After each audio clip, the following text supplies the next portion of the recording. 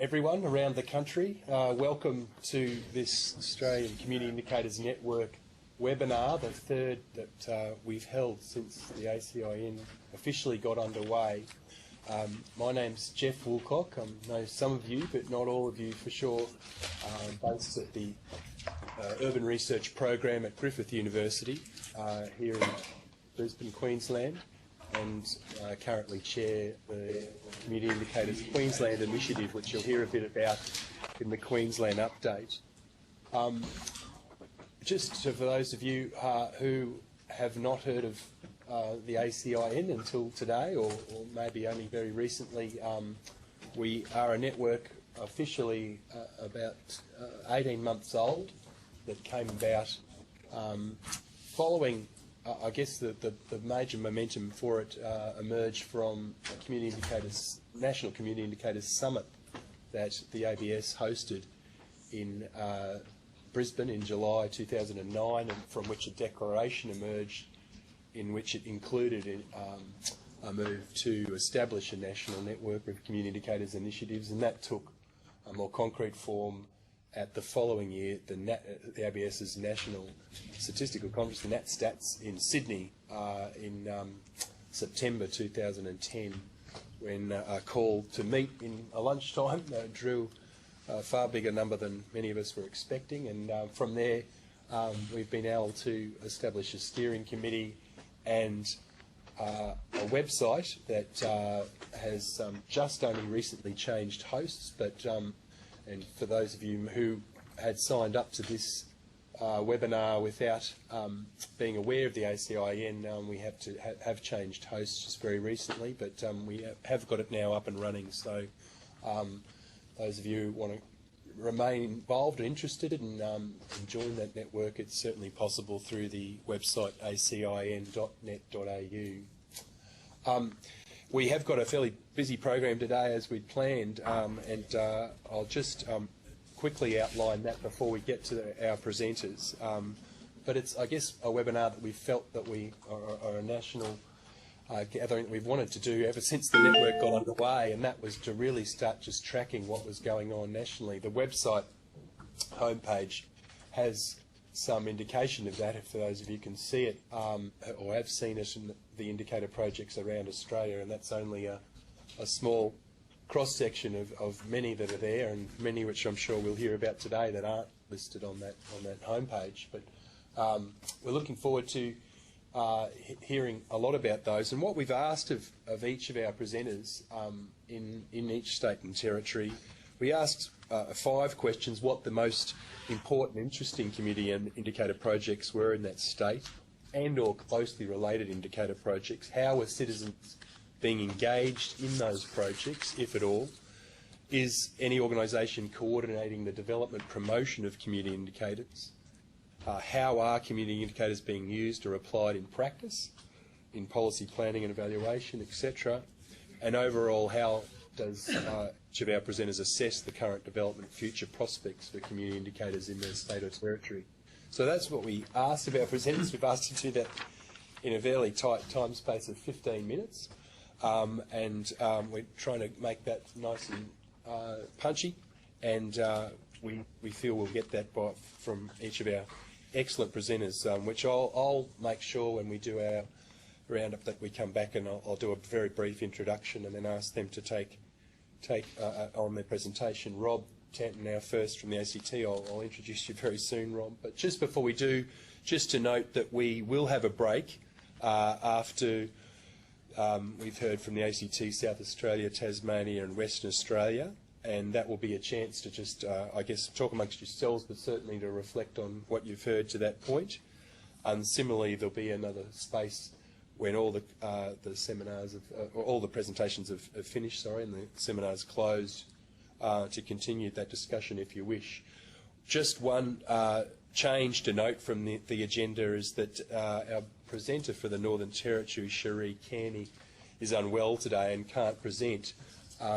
Most of you, hopefully all of you, will have the 6 slides that she had prepared on behalf of the place where she's based, the Cooperative Research Centre for Remote Economic Participation, and it was a set of slides about a particular project that Cherie's leading as a research leader on the interplay between health, wellbeing, education, employment in remote Aboriginal and Torres Strait Islander communities. So we can't hear directly from Cherie about those, but you will see the slides. So that buys us, I guess, an extra 15 minutes. At this stage, we don't anticipate that we need to then extend any one presentation. I think we'll just take it that we've got 15 minutes left of the overall seminar.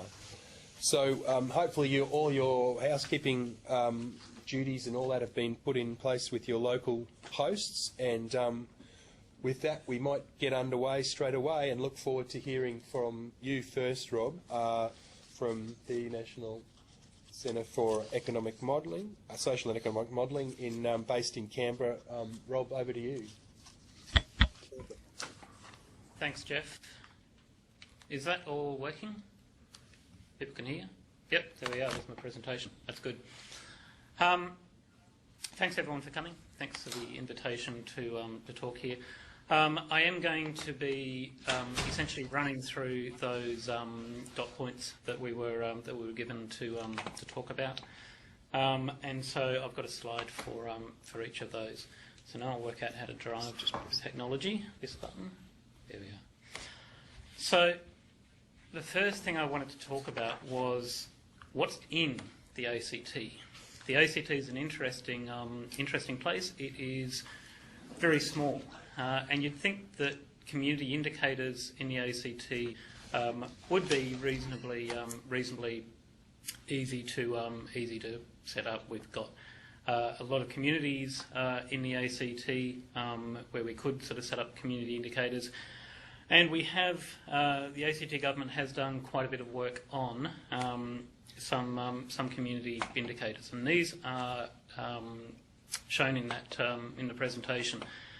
The first one that I wanted to talk about was a website called Measuring Our Progress. It is a ACT-wide website, but if you think of the ACT as a community, then which I would like to, we're just trying to find that. And this is the ACT's Measuring Our Progress website. They measure progress across the whole of the ACT. There are 7 themes that they use. Those are health, fairness and safety, services, education skills, prosperity, sustainability and vibrancy, which I would term social capital. They then pick a number of indicators within those dimensions. So if we look at a healthy ACT, then we find that there's a number of indicators under that. And the indicators under healthy ACT are things like birth weight, life expectancy, BMI, tobacco use. Fairness and safety, we've got indicators like crime, feelings of safety and homelessness. In the services theme, they've got satisfaction with the hospitals and education. Education skills, Year 12 completion, post-school qualifications and NAPLAN results. Prosperity, they look at state final demand, unemployment, capital expenditure and the Gini coefficient. Sustainability, they talk about water consumption, greenhouse emissions, waste to landfill and the ecological footprint. And in vibrancy, which as I say is about social capital, they've got things like participation, voluntary work, sport, cultural events and so on. So there's a number of indicators that they've got. They track those over time, and so you can see your progress over time. And it really is a good website to be able to look at how we're going over time for the whole of the ACT. I'll try to get into some of these links, but they don't seem to be running. But that's okay. The other thing that we have got in the ACT, was actually Australia-wide, is work that NatSem has been doing on small area disadvantage and wellbeing. And so the small area indicators of disadvantage came through from a linkage project that we were involved in with the, a number of Rob. governments, including the ACT. Sorry, Rob. It's Jeff Wilcock back in Brisbane. We're not seeing those slides up here, so. Oh, okay. Have you got your video conference remote there? There's a button in the bottom left that says graphics on ours that should share what you've got on the computer in front of you. What's that? Content button. Content. Content. I've said Yeah, no, content. they've just told us they're not seeing. Oh, that's working. Oh. Oh, there we are. Sorry. Okay. It must just Yep. No, it keeps wasn't dropping out. Yep, we still can't see. There it goes. There you go. So that's it there. And Thank you. Thank you. coming up, Sorry. okay. So this is the ACT's website. The internet seems to have crashed on this. So as you can see, with these dimensions of progress, that's the different dimensions, and at the moment we don't seem to be able to get into any of those. We also don't seem to be able to get into the. Oh no, here we are. So the other thing that we've got in the ACT is these small area indicators under a number of themes again. And these are all done by NatSem for a linkage grant that we had from 2006 to 2010. And what we've done is there's a number of indicators. A lot of this is from census data, but we've also used other admin data where we can. And these are actually online maps. And so, again, I'm hoping that if I click on the indicators, so this is loading some online maps. And so for the ACT, you'll see a number of online maps here. We can zoom in to different areas in the ACT, move around, choose different data. And so this was under the education, and so we've got things like preschool attendance, so we just look at population age 3 and 4 also, straight from census. So this was done for the ACT government, and it was really sort of trying to pick up as much data as we could from census to be able to map some of the. So this is the Catholic school enrolments.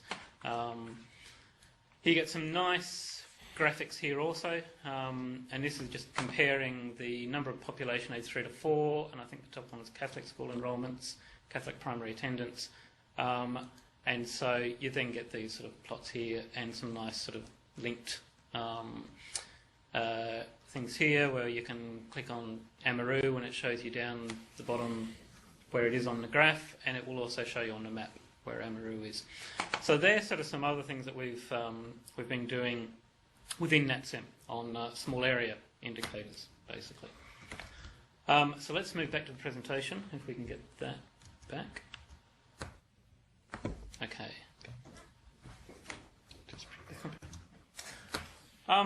So just talking a bit about how citizens are engaged. Again, as I said right at the beginning, the ACT is a very small area. We tend to see the politicians quite a bit in our local electorates. So I'm sort of regularly out in different functions in the ACT. We've got young kids, and so we'll go out and to parks and things like that. And we'll tend to see, I've seen our local member, Commonwealth member Andrew Lee, quite a bit just out and about. So we tend to see that it's not like a large state like New South Wales or Victoria where you might not tend to see your local politicians. We tend to see them quite a bit. They have community forums, and so in the library regularly, public libraries, they'll have community forums, and it'll be an opportunity to talk to your local politicians. There's also a website called Time to Talk, and Time to Talk contains information on all the ACT community government engagement. And so we're just loading that website up now. And so it's really about engaging with the Canberra community, and there's a number of different ways to be able to engage with the government. So that's sort of another way that we can be involved in the local electorate. There's another community notice board. The community notice board is basically a web-based calendar, and it contains all the dates and the times for meetings, workshops, consultation sessions, and so on. And so that's another way that that we can connect to politicians.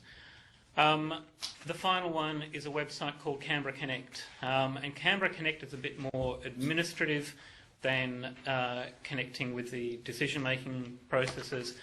If you want to make a complaint, your street light's gone out, your electricity's been cut off, things like that, then Canberra Connect is a place to go.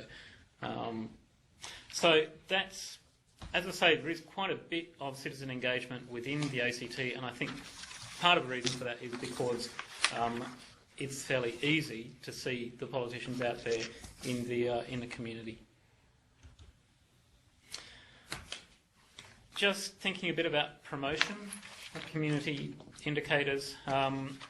There's a number of different agencies in the ACT which promote community indicators. Obviously ABS, I put them up the top there because here we are talking at the ABS on community indicators. And that's not just ACT, obviously, that's Australia-wide. The ABS has got a real commitment to the ACIN. A lot of these forums have been all of these forums have been hosted at the ABS. So there really is a feeling that the ABS is promoting these community indicators, and that's really good.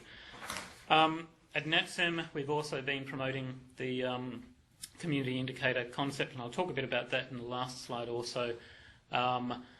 And the ACT government, through a linkage grant that we had with them back in 2006 to 2009, was also promoting the community indicators concept.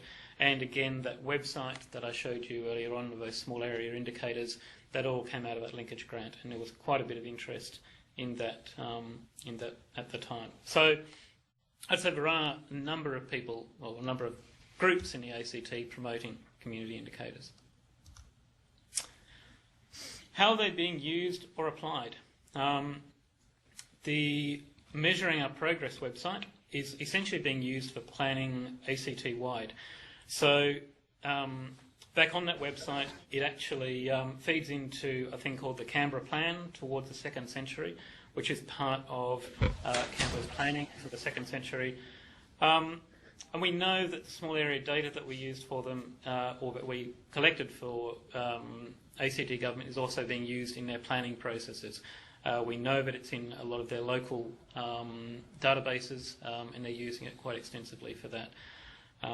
So it is being used quite a bit, those small area indicators. How would I assess the current developments and future prospects for community indicators? I said right at the beginning, and I'll probably come back to that, ACT is an excellent base for community indicators. If we look at somewhere like New South Wales, if you're doing some community indicator work out in far western New South Wales, then there's going to be a lot of driving, a lot of flying out to those areas. Queensland's the same. A lot of the states in Australia are just not as compact as the ACT is. And so essentially we've got a very strong potential here to implement community indicators. When it's half an hour drive from one end of Canberra down to the other end of Canberra, then there really is some opportunities here. I think there's also potential for extending that to a broader region. I'm involved in a group called Canberra Urban and Regional Futures, and apologies to the ABS. When I spoke to the people setting this up, I said, that's CURF, that's a reserved word, you know, we use that for ABS data. But everything had already been printed, so it got called CURF, Canberra Urban and Regional Futures. It's being run by Professor Barbara Norman at the University of Canberra and Professor Will Stephan at the ANU. And it really is looking at not just Canberra, but the regional area around Canberra, and so going right down to the coast. And so a lot of what they're thinking about at the moment is a regional plan for Canberra. And so we're sort of feeding into that quite a bit. I'm talking quite a bit to Barbara and Will Stephan about that regional plan, and looking at incorporating some community indicators into that regional plan. There was some strong interest there in the past, and so that regional dimensions linkage grant that I was talking about earlier, which was how we got those online maps, there was some very strong interest in that, and I know that there still is within the ACT government strong interest in those spatial issues. So I think there's some strong potential for future for doing some more work, particularly on these community indicators. But there really is nothing yet besides what I've been looking at today, which is the ACT indicators and those regional dimensions linkage grant indicators, which are getting a bit older than now. They were using 2006 census data. It's interesting. I'll just sort of end on a bit of a story. As I said right at the beginning, we tend to sort of see a lot of the local politicians. I was talking to a local politician about community indicators and describing the process to them. It's very much ground up from the communities, and it was interesting the response that I got from them. And I'm not going to mention any names, but they basically didn't like the idea that a community would decide on the indicators. Their feeling was that you needed to have a top-down approach. So the government knows what's best for its citizens, and so it should be able to say, well, we're going to use these indicators, and this is going to show what is progress in your community. So it's just sort of ending on that sort of note. There is sort of a bit of communication, I think, and this person was open to talking about it and said, send me some information on it, be interested to look at it. But there really was sort of a philosophy that the government knows best, and that it should be coming from the top down, not from the bottom up. So that's just sort of a comment, and that's essentially where I finish. That's my name, contact details. If anybody has any questions or comments, I'm happy to talk to them or email with them. Thanks, Jeff. Thank you, Rob, and very much appreciated, especially that sting in the tail at the end. But we very much respect the amount of work that you yourself are part of, and encourage everyone. We haven't got questions, and it's time set aside for any of the presentations, but we do encourage everyone to make direct contact with each of the presenters if you had any particular issues to follow up.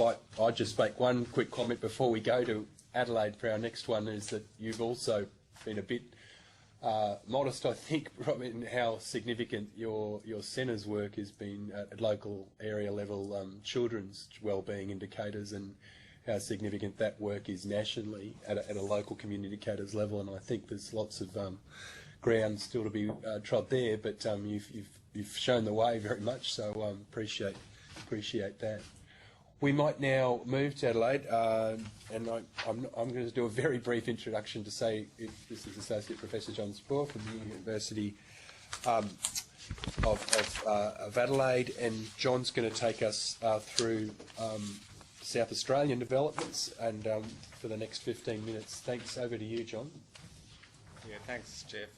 Great to be joining everyone in this national conversation, which is part of as I recall, a sort of a long conversation that's been going on for many, many years. I remember sitting down with Mike Salvaris here in Adelaide and talking about some ambitious objectives for community indicators in Australia, and it's good to see that the momentum is also being maintained through this particular network. So thanks to the ABS for hosting this today.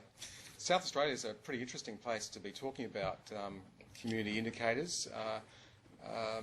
We haven't defined today what we mean by community indicators. I think it means many different things to different people, but there's a long history, I think, in South Australia of developing what I'd regard as community indicators, that is, statistics indicators designed to support and empower people in decision-making processes and policy-making processes. The the wider context that I think is particularly important in South Australia is what happened under the Rand government a number of years ago, and that was, of course, the establishment of South Australia's strategic plan. And for those of you who are not familiar with that, that plan was the product of quite an extensive period of consultation with the community about strategic objectives in a wide range of areas: economic development, workforce participation, health, and so on. You know, it pretty much touched any area of public policy that you might want to think about. And in setting broad strategic objectives in that wide range of public policy areas, a range of indicators were developed to measure progress against those objectives. And in that sense, it was a bit like the Tasmania Together project that Mike Salvaris has written about and others have written about in attempting to try and link indicator development to strategic objectives. So, you know, they were real-life living indicators that had a purpose. They weren't devoid of policy objectives. So I think it's very important to talk about that as a context, and there's a rich amount of material on the South Australian Strategic Plan website, as well as updates on the measurement of performance against those objectives on that site, which are regularly updated and revised by a group here in South Australia convened by the South Australian Government to see whether or not those indicators are relevant or useful or need to be modified. And I think it acts as quite an important national model for how you link indicators to processes of policy and strategic development at the state level. I'll just talk about a number of projects that have been underway in South Australia for some time, and some more recent innovations to start with. And then I'll sort of conclude on some possible directions that we might be able to take. And I should say apologies to my colleagues in the other universities and in government if I haven't had the opportunity to do a thorough audit of what's happening here in South Australia. I'm aware that there are lots of interesting projects happening within government and within each of the universities that could well be regarded as very important contributions to community indicator development in South Australia. Notwithstanding the work that the ABS do here in South Australia with the Regional Stats Office based here in South Australia. We're very fortunate to have the Regional Stats Office based here in South Australia, and of course they've developed a terrific range of useful material that informs policy development and decision making and our own processes within the university sector. So very important, I think, to recognise that that's been going on for many, many years and is the foundation for work here in South Australia on indicator development and the foundation for work nationally. So, but what I want to talk about is how some of that primary data has been used in various other contexts, transformed, if you like, for various different purposes, or is in the process of being transformed. And I'll start in a different area, one that's topical. And this is a recent initiative that we've been working on at the University of Adelaide in conjunction with our colleagues at the University of South Australia and also Flinders University through a joint Premier Science and Research Fund project that looks at the human dimensions of climate change. And of course that's uppermost in many of our minds. Notwithstanding the debates around climate change, there's a need to provide a sort of robust evidence base for thinking about climate change adaptation, particularly the human dimensions of climate change, where there's been less attention paid, I think, to the development of indicators. The science is well and truly established, but the human dimensions of climate change less so. So Adaptation Online is a new site that it's only just been made publicly available, and will be an ongoing project that will be transformed and augmented significantly over the course of this year as we add more and more layers to it, run out of the Australian Workplace Innovation and Social Research Centre where I'm based, but as I said, it's a tri-university project involving other different sub-projects happening at Flinders University as well as the University of South Australia. A key component of this will be something called ADAPT App, and that is a spatial web-based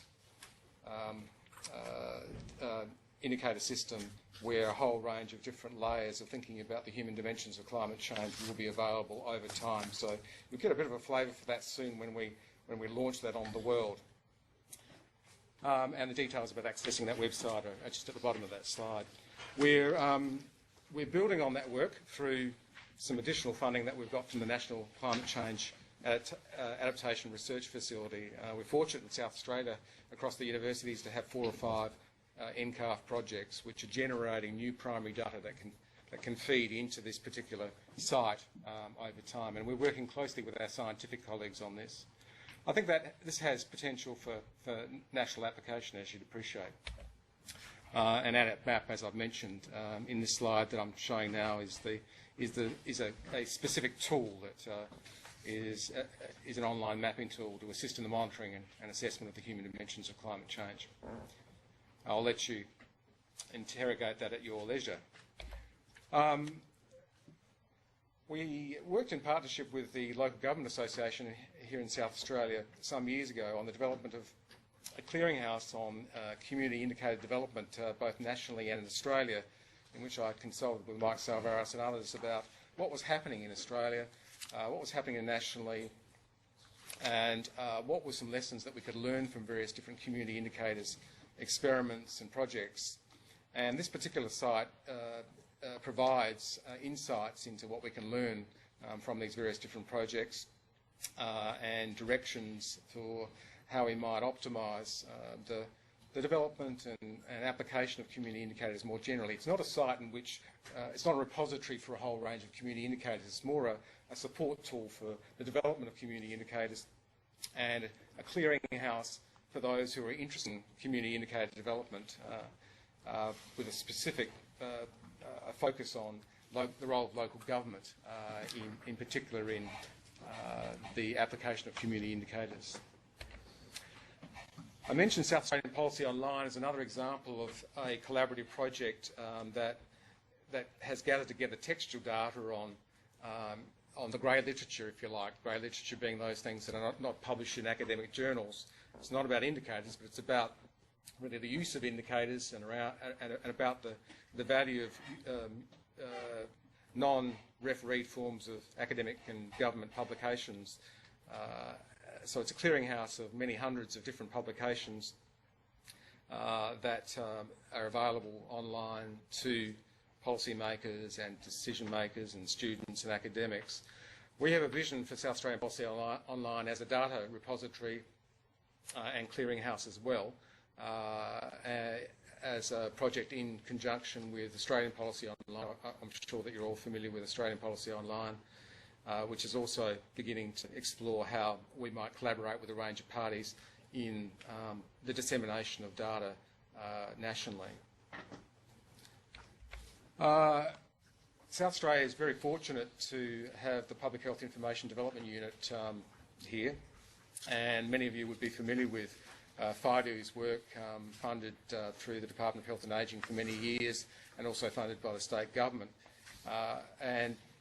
Most well known for its social health atlases of Australia and the various editions of that over the years, which were transformed into a range of interactive web-based data sites, which you're welcome to explore if you haven't already explored at the link here. There's a particular focus in FIDO's work on monitoring inequality and health and well-being, but the data sources that are held within FIDO's websites are very wide-ranging and cover almost any sort of policy area that you might want to imagine, and may not be thought of as sort of encompassing the wide range of community indicators that I think people are interested in, but I can assure you that it's one of the most advanced, one of the most comprehensive sets of indicators that could be a foundation for community indicator development in Australia.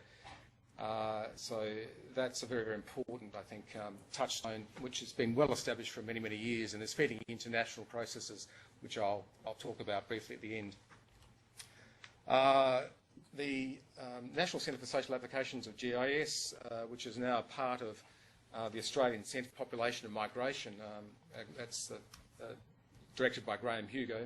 Many of you would be familiar with Graham's work and King's work over the years, produced the various accessibility and remoteness indices which have been developed in conjunction with the Australian government and are very important in informing decision-making about the location of services and facilities in Australia through the use of the Accessibility and Remoteness Index, which has become the recognised standard for assessing accessibility and remoteness, a very useful tool for informing decision-making, but also in informing research around Australia. It's been applied in a whole range of settings, and there are sort of a range of areas, if you like, applied to general practice and applied to pharmacies around Australia, and increasingly Graham and his unit are applying it to a whole range of other questions. There we go. I want to pick up on some that are not included in the slides here, notably another site that we manage in conjunction with the Office for Women here in South Australia. It's called Gender Indicators Online. So it transforms a range of datasets, ABS and administrative datasets, to look at the gender dimensions of a whole wide range of policy questions to inform decision-making here in South Australia, and has applied those indicators to the South Australian Strategic Plan targets, just as John Glover has done so with a wide range of the indicators that are available through his work through FIDO to the South Australian Strategic Plan.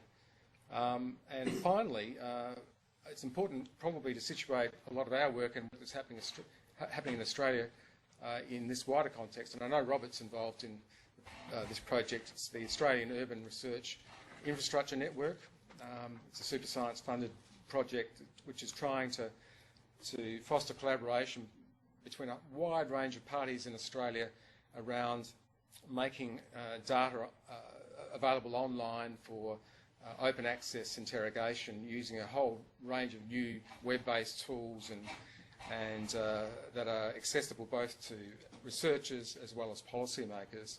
I know Robert's doing some of that work with Oren, and we're doing some work in relation to an online input-output assessment tool that would be available to policymakers, essentially to look at the impact of economic and industry shocks or new investments on employment and output in any regional economy. So that's an important new development.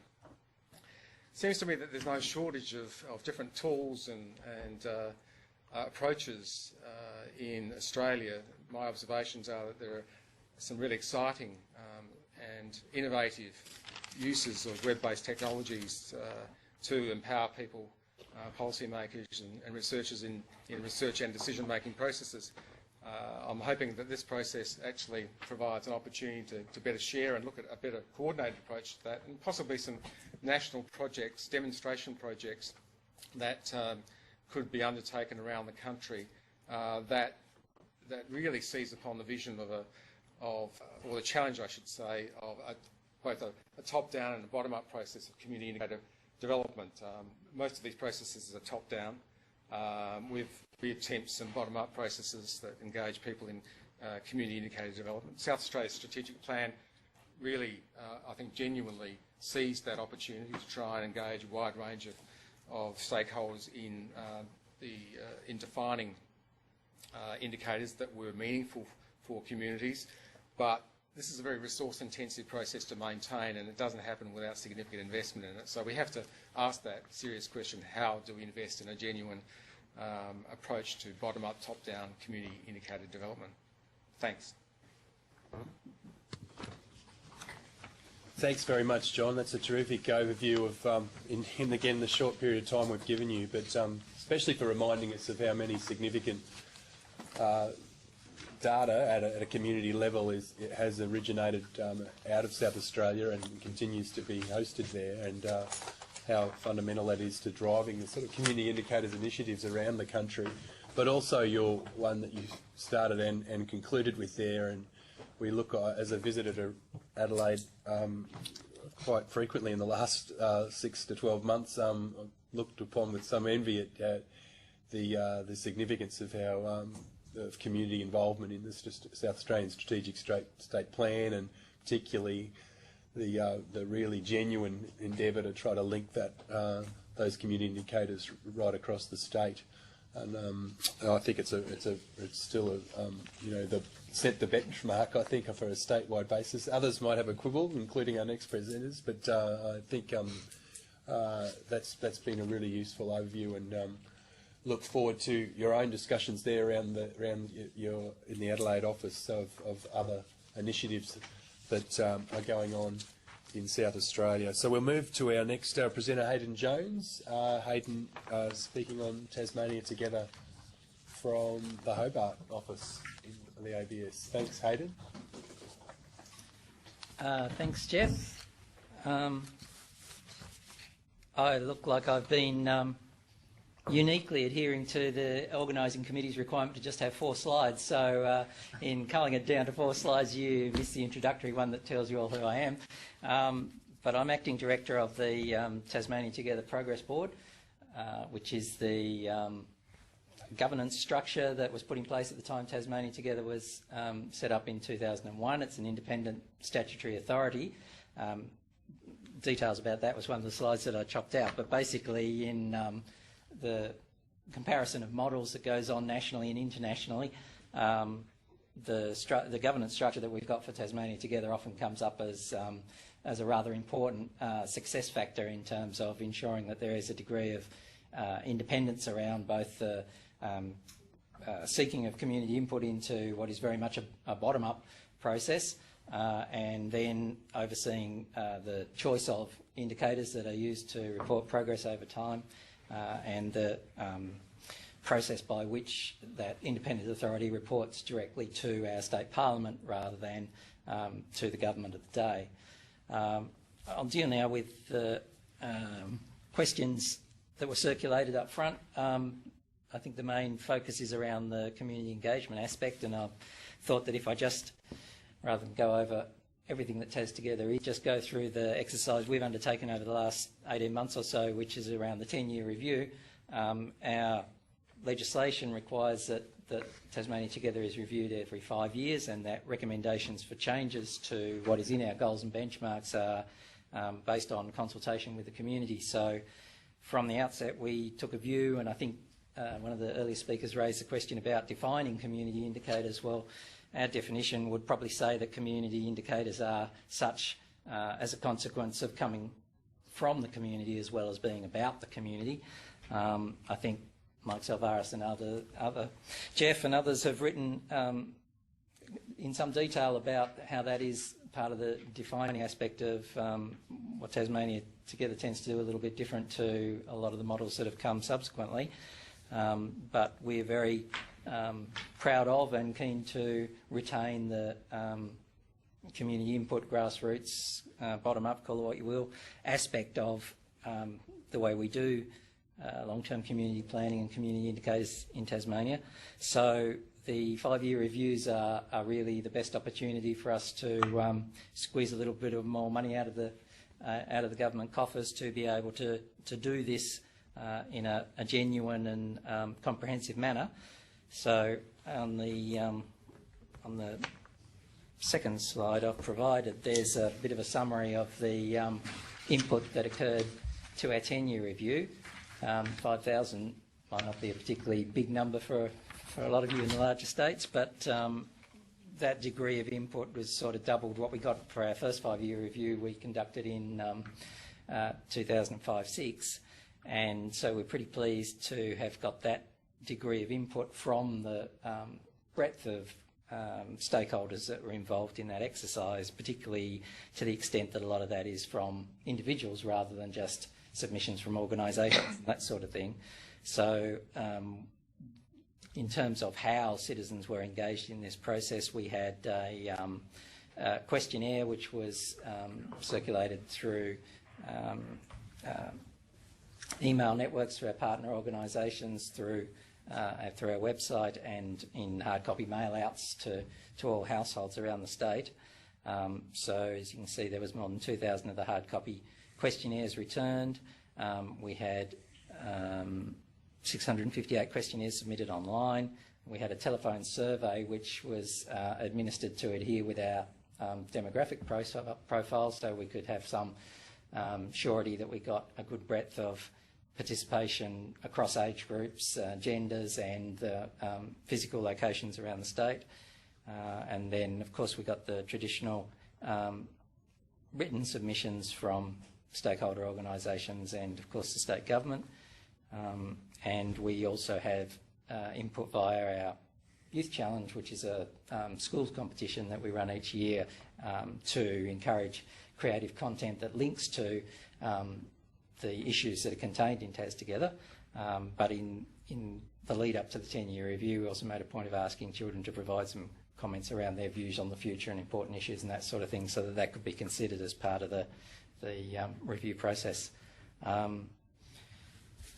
So that translated into our latest revision of the Tas Together document. We had one revision after the 5-year review. We also took a suite of amendments to our Parliament in end of 2009 to make some changes to goals and benchmarks. So this is the 4th iteration of the Tasmania Together document.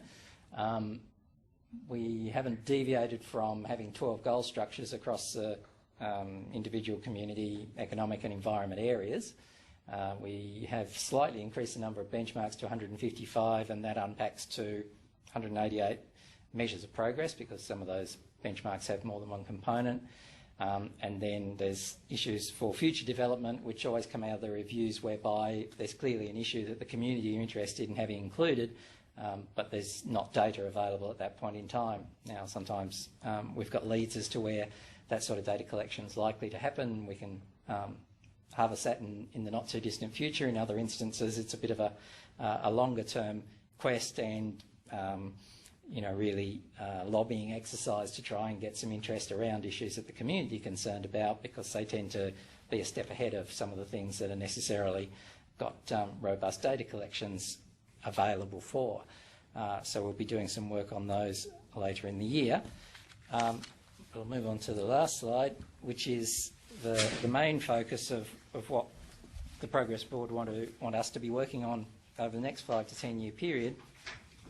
And basically our Act requires that we do the consultation around the benchmark formulation and reporting that's associated with that, and we tend to think we've given that a pretty good shake in the first 10-year period, to the extent that our online benchmark system, which you can go to and interrogate on our website, is fairly well complete in terms of the detail that's there, the information access and the customisation that can occur as part of that.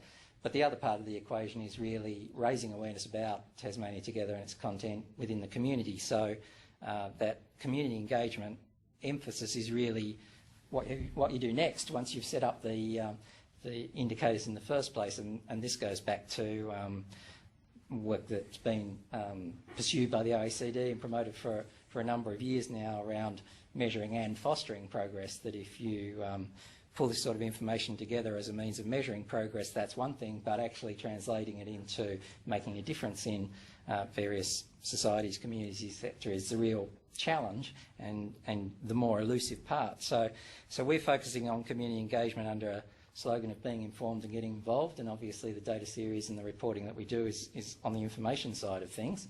But we're looking to get more traction from all sectors of the community around being involved in actually achieving the targets and the goals in the longer term period. So I've just outlined some of the approaches on that slide that the board's going to be promoting in terms of being able to reach people in the first place, get the message out there in terms of what are the issues of community priority that are contained in Tasmania Together, and then what are some of the ways that people can get involved, whether that's on an organisational level, for example, through our Partners program, or whether it occurs through individual actions that we're wanting to recognise and promote through social media and our acknowledgement program, where anyone who's making a contribution, whether they're even aware of it or not, can be acknowledged for the work that they're doing. I will, just in the last few minutes, expand on a couple of other Tasmanian programs and initiatives that are in this space. I think the wording, or the lead wording around whether they're community indicators projects or not is probably a little tricky, because again it comes back to definitions and that sort of thing, but certainly they are initiatives that are contributing to the availability of indicators and broadening that pool of information that's available through to the community through indicator collections, data sets and that sort of thing. The first one is Kids Come First, which is a whole-of-government initiative that's outcomes-based framework for children involving key indicators in health, wellbeing, safety, development and learning.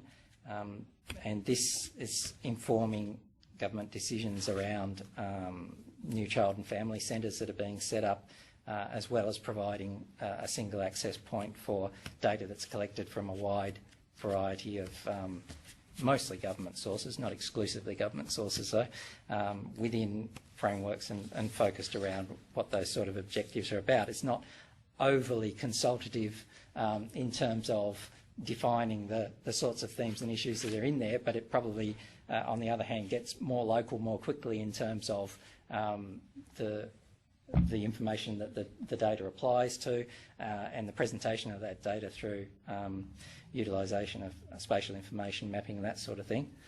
I think the other couple of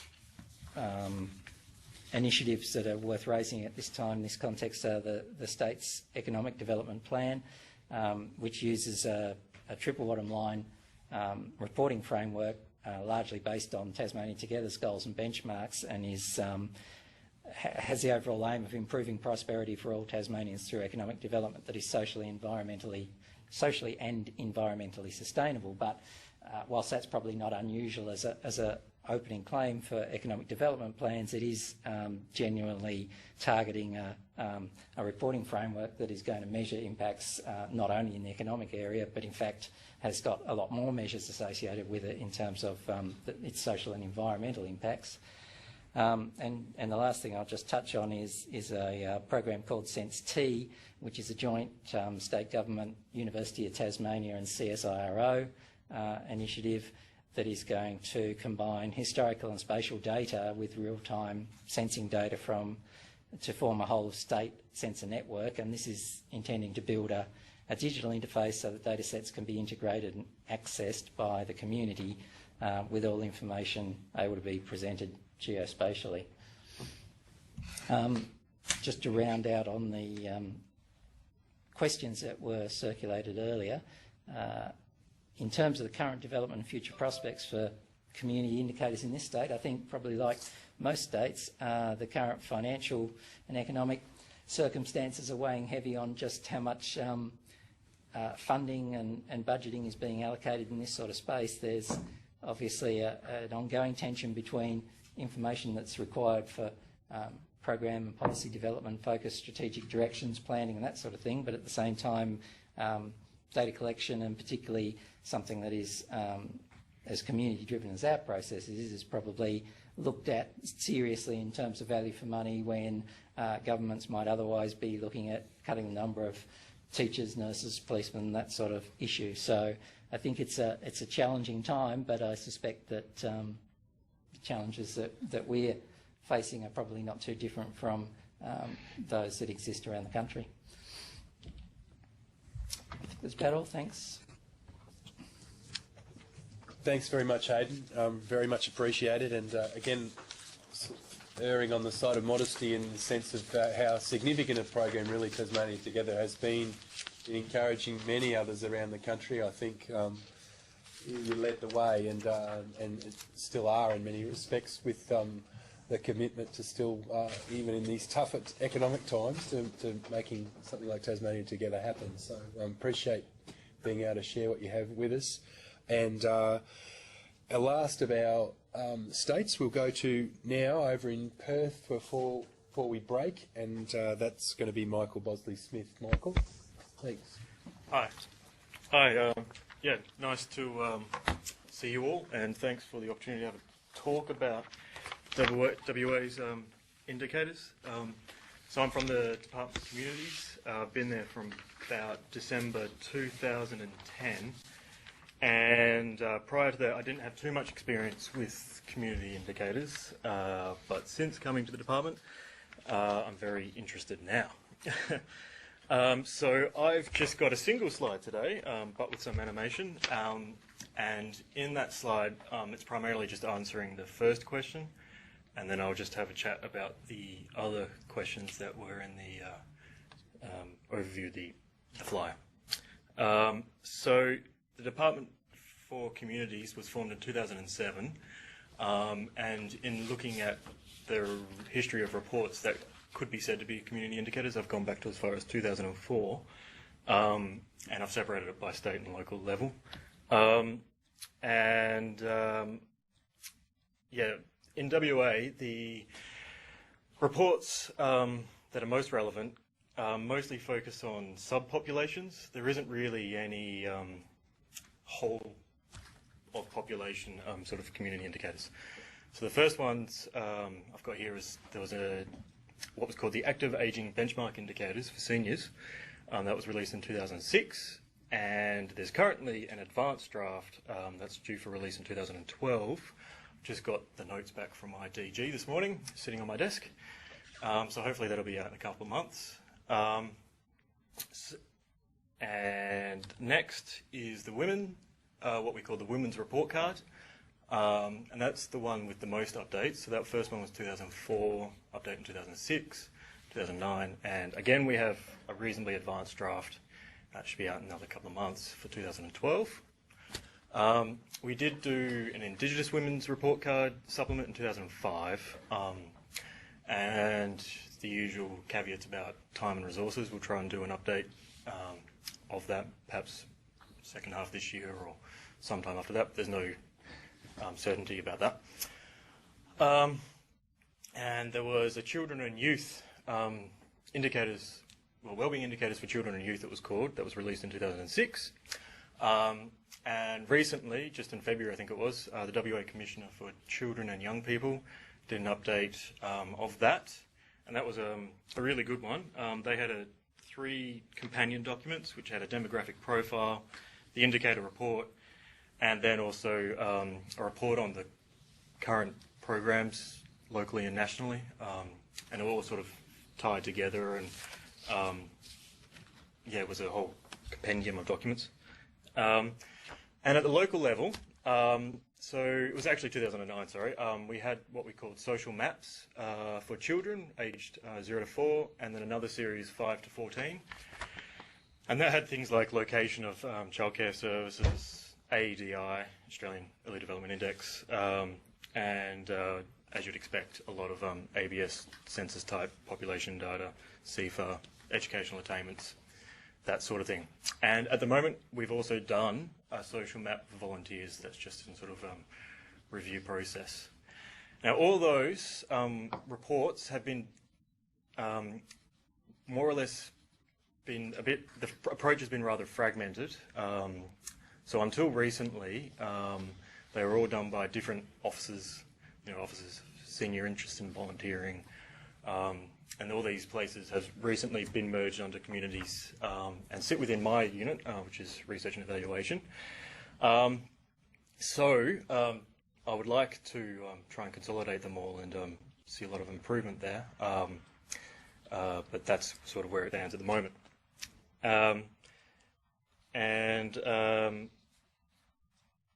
Yeah, I should say that this is not comprehensive. A lot of other agencies do reports that have community indicator elements. So, for example, Department of Indigenous Affairs in 2005 did an Overcoming Indigenous Disadvantage report. That's merged with COAG, So they've done some updates in 2007, 2009. Productivity Commission working on that too. There was a Western Australian Aboriginal Child Health Survey in 2005, which was a collaboration between Telethon Institute Child Health Research and Curtin Uni. Department of Health released a lot of reports based on their health and wellbeing surveillance system, which are of course health focused. An Office of Multicultural Interest released a report on diversity in local communities. And many local government authorities themselves have interactive websites which will present local information, and there's often census data. So that's my answer to question 1, which is generally what's available and present in WA. And so question 2 is citizen engagement. Yeah, citizens have been involved in development of a lot of these indicators, but I wouldn't say this has been even or consistent. So a lot of the feedback may occur after the fact through surveys or evaluations, but that's not true across all the board. So, for example, in the social maps, we've collected annual feedback on the people who've used it, and updates of reports usually seek back feedback from people who've used it and things like that. With the original seniors report, that was based on a broad policy platform called Active Ageing, which had a whole bunch of consultation. Yeah, that. Oh yes, and the WA Commissioner for Children and Young People used a reference group in the development of their report. So there's that. That's the sort of level, but I wouldn't say it's been consistent, as I've already said. So question 3 is any organisation coordinating development? Yeah, there's no formal arrangement in WA. Communities does obviously, as I've shown you, do work in the area of what I'll sort of broadly call social and people outcomes. But compared, like some of the sustainability, environment, we would not currently have. There would be gaps in the sort of stuff that we're reporting at the moment. There was a past attempt to set up what was called the Western Australian Indicator Framework System in 2008. That was before my time, but for whatever reason, that didn't occur. So yes, at the moment, WA's approach probably would be relatively without a formal arrangement or an overarching framework. So how are the indicators being used? So internally at the communities, a lot of those reports are heavily used in writing up the sort of strategic plans. And we use things like the Australian Early Development Index, which is really useful for our children and family services area. That's helps us prioritise regional focus and things like that. Women's Interest recently did a strategic directions, and they used the Women's Report Card to focus the work and goals. And yeah, the latest seniors report, which is in draft, but because it's internal, we get to use it soon first, helped with their senior strategy. And those strategies are both internal to the department, but they are intended to be assist whole of government with other agencies that may work in those areas. And for our funded services, yeah, they see use in the general overviews of services, development of program reviews, and identifying community needs. So if there's an area where we don't really have any funded services, we might try and get there that we can see that they need.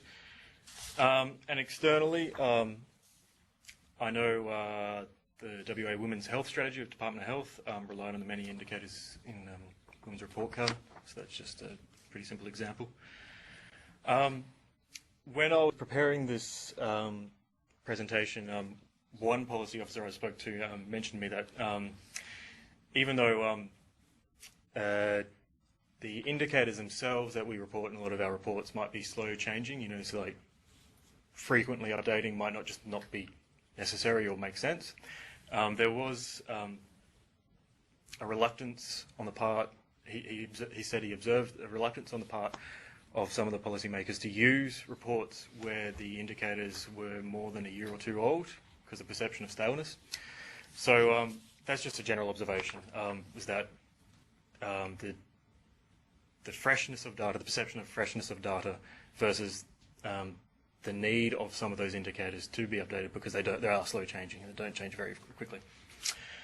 And so future prospects of community indicator development. There is strong support at Department Communities, and it is an area I'm very interested in. I'm really pleased to be able to work in it. But I would have to say that the future prospects, if I'm honest, are uncertain because they're dependent on the resources. And in WA, a lot of funding is being stripped away from the agencies, so projects like this, to the extent that they're not core work, are at risk. But as you can see, at least in 2012, we should be publishing a number of more reports. Unfortunately, our online presence is non-existent, and so within the meagre resources of research and evaluation, I'm going to try and see if I can change that and do some basic mapping and things like that. But that's really the current state of play in WA. My name's Jeff Woolcock. I'm based here at Griffith University in Brisbane and currently chair the Community Indicators Queensland initiative, which I'll go to shortly talk about. But we've got 3 more states to complete our webinar, the second half of it.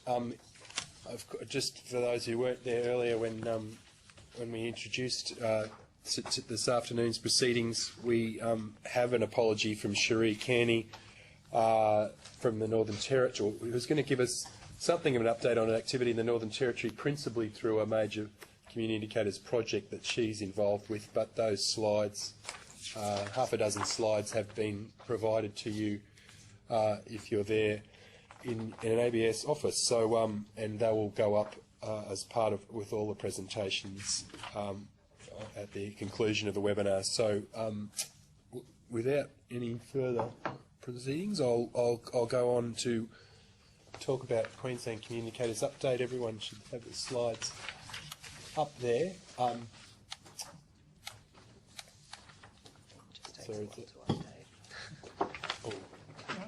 Sorry, I've pushed a bit harder.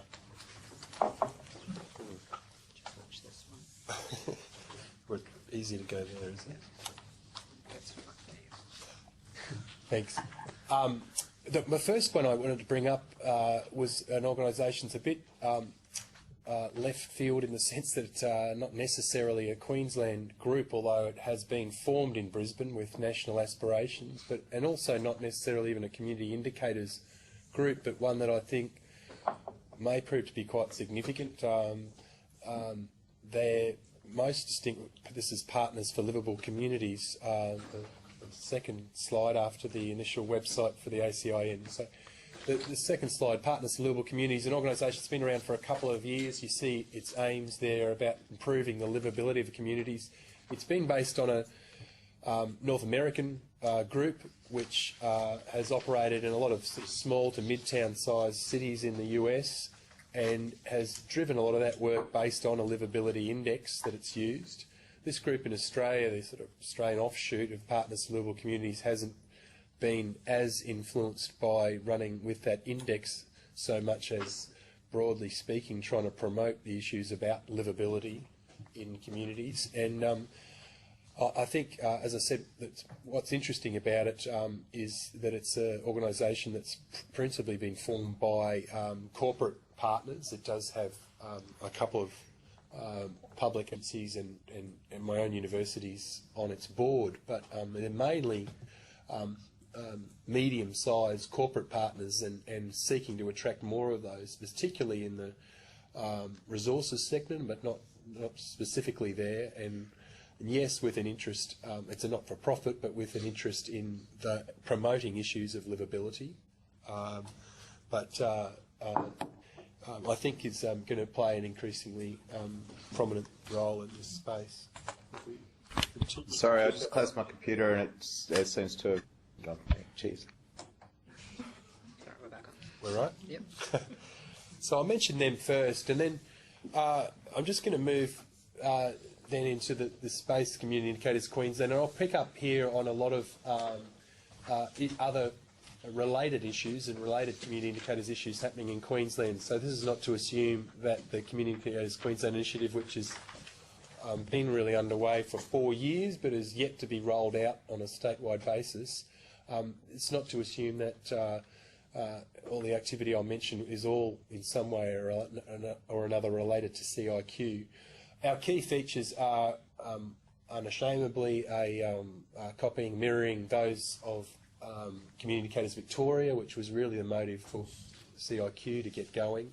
Many overlaps, and some of which I'll mention in the next slides, but not the least because we had two very similarly structured programs in the late 90s, early 2000s, in the form of the Community Renewal and then Victoria Neighbourhood Renewal programs, both of which had some intense interest that was sustained for some time, I'd say, across a lot of community renewal areas in Queensland on developing sets of community indicators, often driven by those communities themselves, as any good community indicator system would want to. How sustainable that was ever going to be in community renewal was, I guess, a question of how long that initiative itself was going to be funded for, and in Queensland it's no longer a funded initiative, but it did go for a decade, and I think was a key driver in us feeling confident, I suppose, to go with the project that in terms of mirroring what had been happening in Victoria with the launch of CIV. You're going to hear about that, of course, when you're here in Victoria, so I won't dwell on any of those particular features of CIQ. But we do have a strong array of partners and have had from the outset. And one of our key features in CIQ, I guess, to distinguish from similar initiatives around the country, is to have a unique office, certainly a unique office to be based in the Queensland Treasury. That is our Office of Economic and Statistical Research, OESR. And you'll hear a bit more about those with another slide, but they are, amongst many, one of our really critical partners and continue to be in driving CIQ.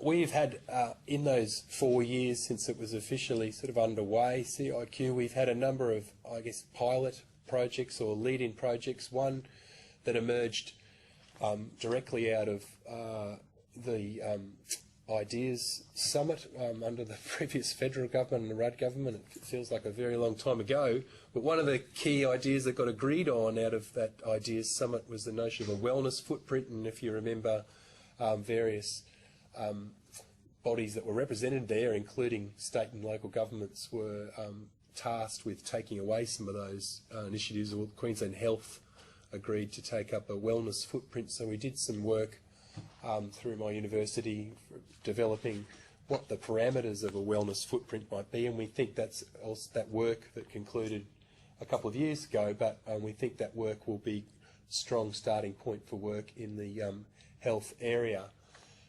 And so will a number of other initiatives that have happened through the Queensland Health Department. I'm talking specifically about some work done on health indicators for regional planning that particularly picked up on a lot of work that the Queensland Health has been interested for some time, certainly driven by social determinants of health thinking, but and health-related social capital markers, and that works well incorporated into that document that I've put the web link for there, Health Indicators for Regional Planning in Queensland.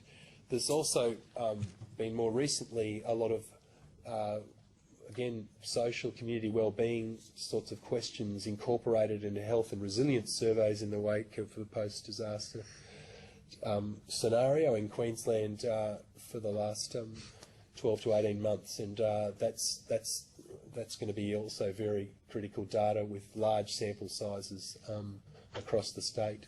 The other area that I think, in terms of local community indicators, that's going to be interesting to see how it emerges is the sorts of health data being accumulated and put together to benefit, in the first instance, the new breakup of general practice divisions and Medicare locals. This is not isolated to Queensland, but I know that our own peak body in that general practice division, World GP Queensland, has been very interested for some time on developing local community health profiles, and indeed have been a key supporter to date of CIQ. Another absolutely fundamental initiative in the development and the origins of CIQ, and will continue to be, has been the Community Services Information System, or ComSIS, developed by OESR for the Department of Communities, and very much about a method to identify and rank high priority groups' locations across Queensland using a combination of measures of disadvantage, need and risk. A lot of the work, not just the technical work around data, but particularly the processes and the relations and the data sharing arrangements that have been forged through this ComSIS initiative, we think will be a really strong forerunner to the more public system, if you like, that will be CIQ, that will want to draw on a lot of this data.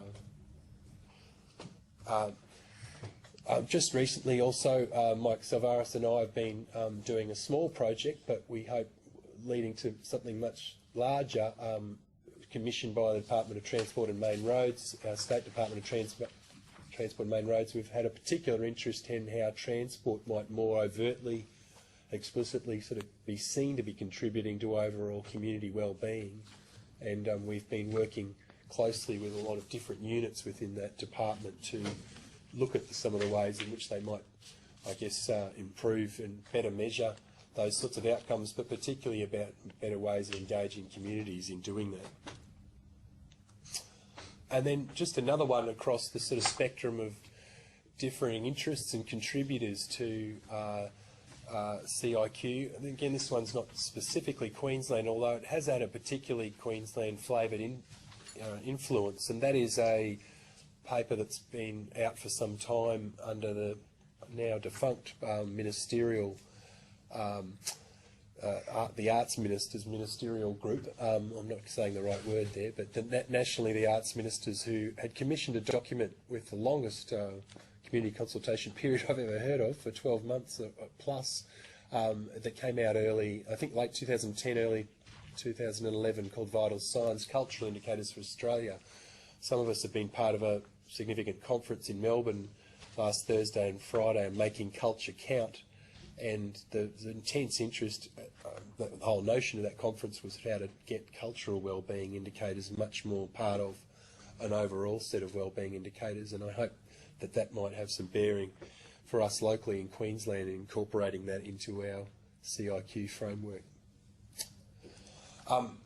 The two most sort of overt pilots in the lead into the intended rollout of CIQ in the last 12 to 18 months have been happening.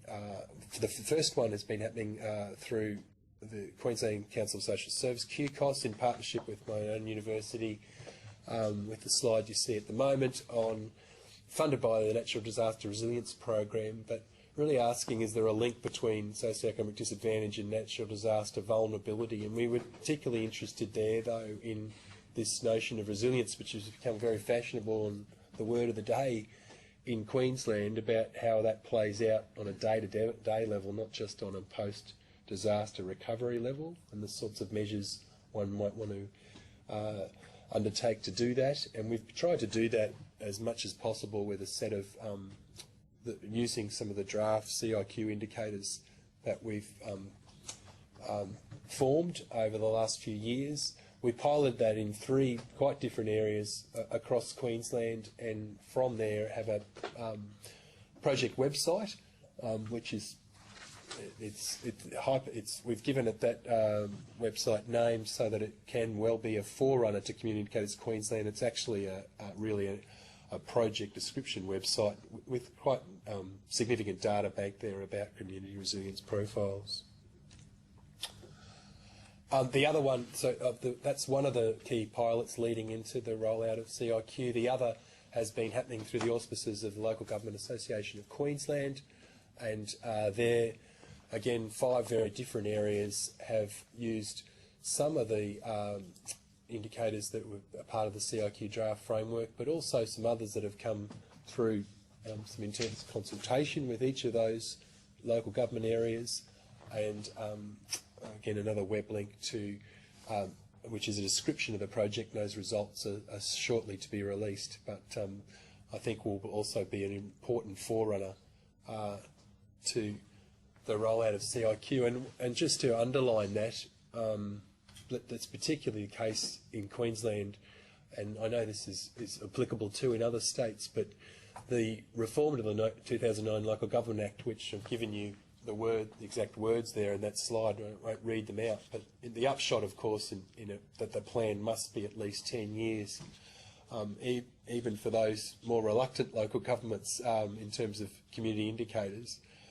There's a really intense interest that's been ever since that Act came into being of collating and collecting indicators, not just community indicators, indicators of all forms that can back up 10-year community plans. So we are very much aligned with LGAQ on this, and really see, very much like CIV has been with its own local government structure down there, seeing them as vital partners in the rollout of Community Indicators Queensland. Just a couple of other, though very significant, Queensland Community Indicators research that would be remiss of me not to be mentioning, because they are really significant pieces of work. From Central Queensland University through its Institute for Sustainable Regional Development, focusing particularly on resource communities, which of course are very much the focus of the nation in many ways, about the sort of very dynamic community elements that are going on in those places. They have done some very good work on community wellbeing indicators in those central Queensland coal mining areas, and well worth looking at.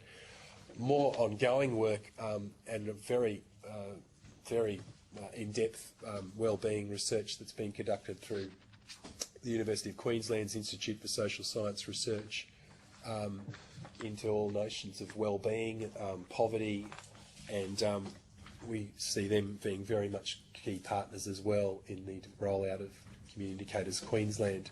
We hope that's going to happen in terms of future prospects. In fact, a group of us are meeting tomorrow to try to bed down exactly how we're going to execute the rollout of Community Indicators Queensland, but our best bet would seem to be the newly established Queensland Centre for Social Innovation, established under the previous government, with a commitment, though, from the current government for another 5 years, and particularly around human service agency issues. And that centre thus far has expressed a strong interest in supporting CIQ. To what extent that means resource-wise, we're still to finalise, but there's lots of hope in that initiative. So that all going to plan, we hope CIQ rolls out from 2012 onwards. I'm sure I've used up my time, which I haven't had beside me, but with that, I will finish and hand straight over to Shanti Ramathan from the Hunter Valley Research Foundation. I think Shanti's in the Hunter Valley office, or is she in? She might be in Sydney. I'm not sure. Shanti, over to you. Thanks. You are in Sydney. Yes, sorry. Yes, I am, Jeff. Thank you very much, Jeff. Yes, as Jeff explained, Jenny and I both travelled up from our office in Newcastle this afternoon to be here. And the reason that I'm doing this roundup today is because I'm one of a couple of people on the ACI and Steering Committee for New South Wales, and thought it was useful for us to actually try and do a bit of a roundup of this state.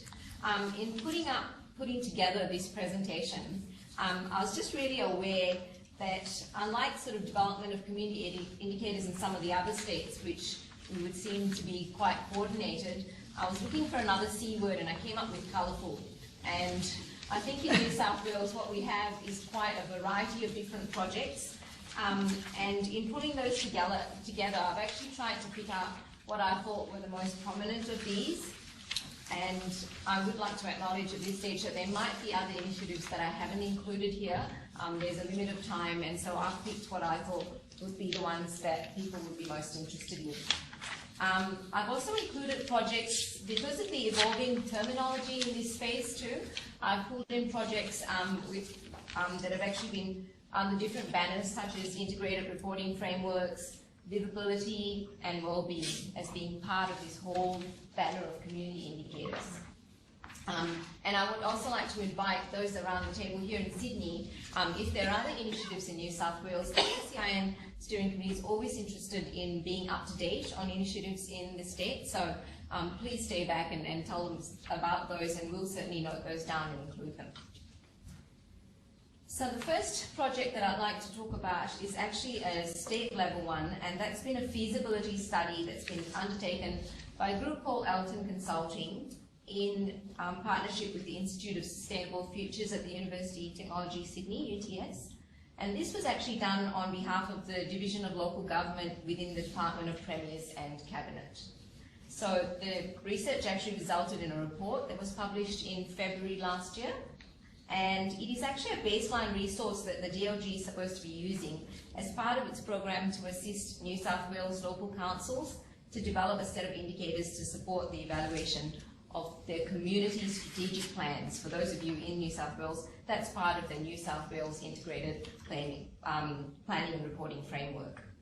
So very briefly, that report actually highlights the value of indicators, provides a summary of all the national and international work done in this area, but it looks very specifically at the Victorian model, the CIB model, and how to adapt it for use in New South Wales.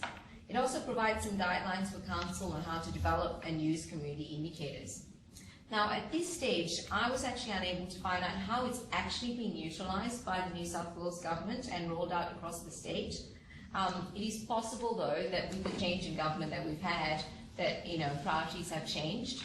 So at this stage, the report is available, but there's really nothing else I can report on in that space. The second project on a similar vein we have in New South Wales was what's called the Options for a Local Government Framework for Measuring Livability. And this study was actually undertaken by a group called Net Balance Management Group, and it was actually funded by the Penrith City Council and the Australian Centre for Excellence in Local Government.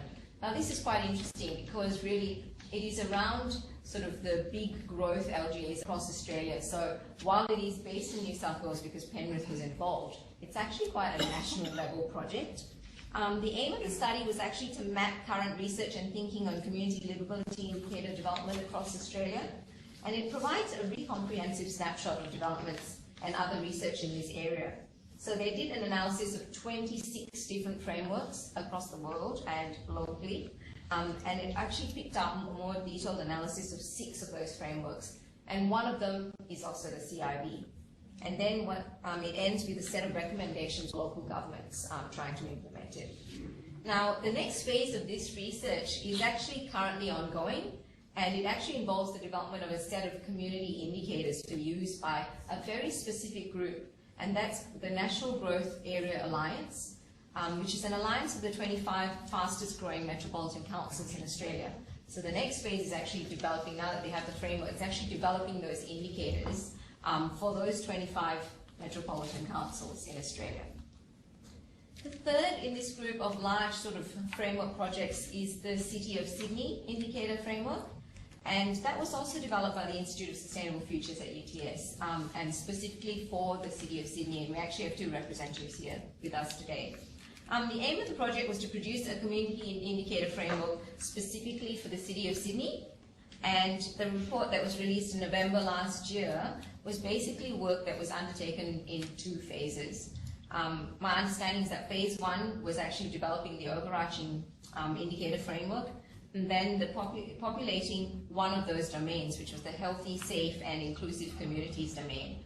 And that was actually done in partnership with the CIB again. So the CIB has had quite a large influence and a huge influence on these big sort of framework projects in New South Wales. Phase 2 of that actually involved populating the remaining 4 domains, which are culturally rich and vibrant communities, democratic and engaged communities, dynamic, resilient local economies, and sustainable environments. And so basically they're populating those with key measures. Also included was a consideration of baselines, targets and trends, and benchmarking as well. And part of the initiative involved staff workshops and consultations, and that was part of that process. Like the 2 previous projects, it also involved quite an extensive literature review of both national and international literature at that time. The next lot of initiatives are at a regional level. In a metropolitan area, we have what's called Shaping Our Future, and that's actually part of an overarching integrated strategy that's been developed by a collective of local councils called Shorrock. For those of you in New South Wales, it's basically Manly, Mosman, Warringah and Pittwater councils. And this strategy is has a set of agreed KPIs and indicators used to set priorities and to track progress. So they've developed the 32 core indicators. They've sourced, most of that information will be sourced from council data as well as other freely available data. And they're spread across 5 key domains, which are health and well-being, natural environments, built environments, economic development, and leadership. And these indicators are actually going to be used by Shorrock to develop a biannual Health of the Region report, which they're basically going to put out every 2 years. Now, I went to have a look at the website to see if I could get a copy of the report, but there is none yet available. So I'm guessing it's watch this space within the next 2 years. If it's a biannual report, we'll probably see one. A similar collective of councils, but this time in a regional area of New South Wales, and where Jenny and I come from in the Hunter, are also beginning to work towards a pilot community indicator project. At this stage, the group has identified a set of common indicators that it would like, and a list of some additional indicators that might be picked up by individual councils. So we have obviously some that are on the coast, and they might have slightly different indicators to some inland councils. So there's a list there for other sort of specific councils to pick up on the remaining ones. These group of indicators has been circulated to 13 of those. 11 of those councils are in the Hunter, and 2 are actually on the Central Coast. And at this stage, they've actually received in principle agreement from GMAC, which is the Hunter Council's General Managers Advisory Committee, that they will collect regional indicators in the region. What is being worked out now is actually the mechanics of how that's going to happen. Now, this whole process at the moment is being driven by an individual council, by Port Stephens Council, and they're hoping that Hunter councils will actually take that over to ensure its sort of future sustainability. And the output from that, of course, is to feed into the sort of end-of-term council reports in that region. The last one that I want to talk about is what Jenny and I have basically been working on. Since 2005, the Hunter Valley Research Foundation has basically been running a wellbeing watch program, and that basically is a survey-based community indicator program that also includes information on well-being. So we have a headline indicator, which is well-being, and we actually not just have community indicators, which we track, but we also look at the association between those community indicators and overall well-being. And the aim of that is then to try and direct policy and channel resources towards initiatives that are most likely to actually improve community well-being, but using those community indicators to track progress along those, but actually trying to also do that next level about what actually impacts on the community. There has been 3 waves of the initiative. In 2006, we collected the information, 2007 and 2009, and that's through a survey-based process. The reports of those are all available, and the 4th wave in 2012 is now imminent. We're also making real efforts now to actually review the indicators themselves to try and see if we can align them more with local government planning requirements and other local information needs. Before I move on to the next slide, I did want to mention that the Shire of Sutherland and Waverley Council, there were 2 council-based initiatives that I sort of had to leave because I was trying to focus on ones that were a little bit larger. Have also got 2 excellent programs in terms of using community indicators and actually integrating it now into their frameworks, the integrated planning and reporting framework. So if you're looking for a local government area-based program, then those 2 are excellent to start off with. I was also asked by the organisers to basically talk a little bit about community engagement in these different initiatives. And basically what we've found is that the initiatives in New South Wales are still quite early on in the piece. So we're looking at people who are basically starting off with looking at frameworks and developing frameworks.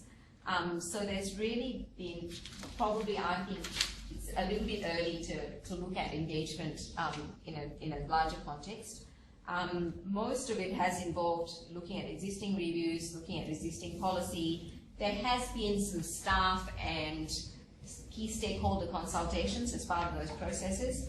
The only evidence I could really find for citizen engagement was in the City of Sydney framework, where they actually had the framework up on the website for citizen comment. And speaking to Jeremy, I understand that there's been quite a bit of interest and comment. That's probably the only one that I sort of was able to come up with. But at the same time, I think it's fair to say that community engagement is probably best factored in at this stage now, when we have these overarching frameworks for people to start to look at. When we're starting to build those indicators in, is when it's best that we start to look at what the community sees in those indicators. And so to try and, for that, the opportunity I think is now for that to actually occur. As for usage of the data, as I've explained, it's hard because in most of those instances there isn't any compilation or collection of data yet. Where it has happened, like in the Wellbeing Watch, it has certainly been used to inform policy, and mostly it's been used for planning. So in the Hunter, it's used by our local councils to actually inform their different planning processes. We also have had quite a bit of interest from social service organisations and other sort of health-based organisations who have used certain pockets of those community indicators for their own planning needs. And finally, to a summary of what I think about what's happening around this state.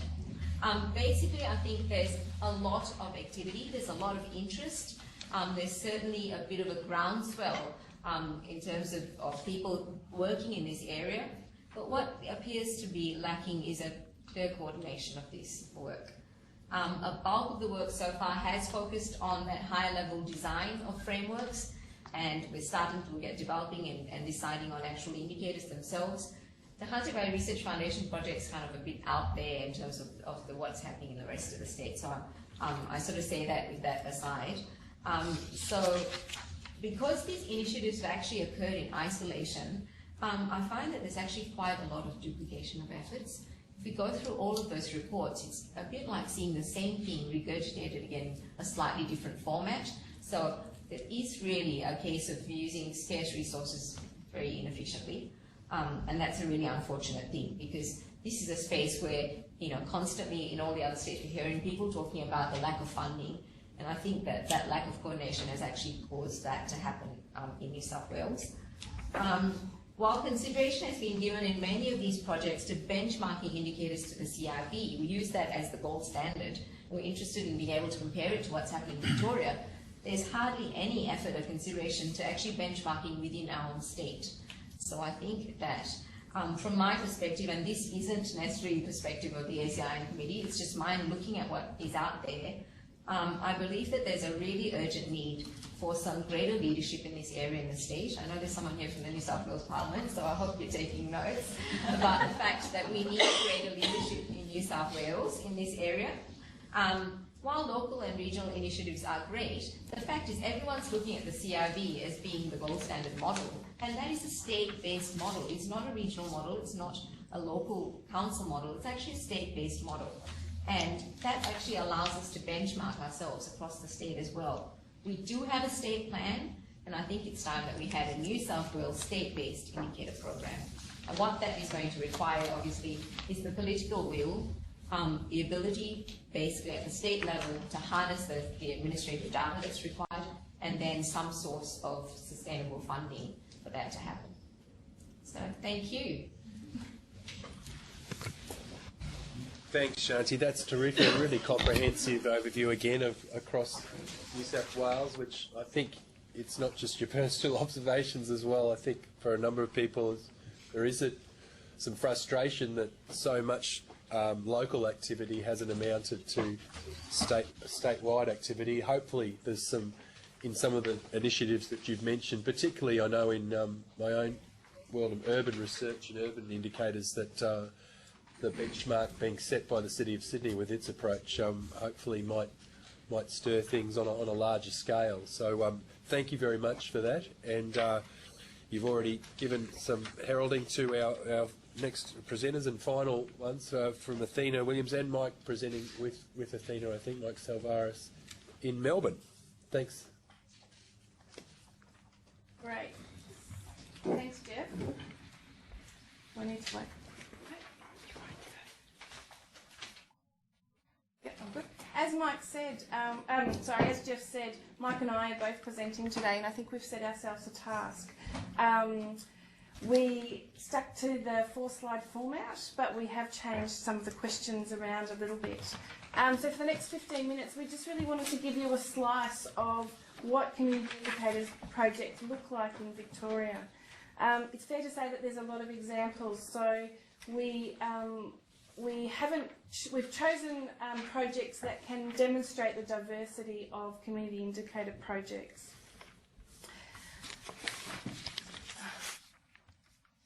So how our 15 minutes will be structured is that I'll talk about four projects, one at a state level, which will be Community Indicators Victoria, one at a regional level, one at a local partnership level, and then one at a local government level.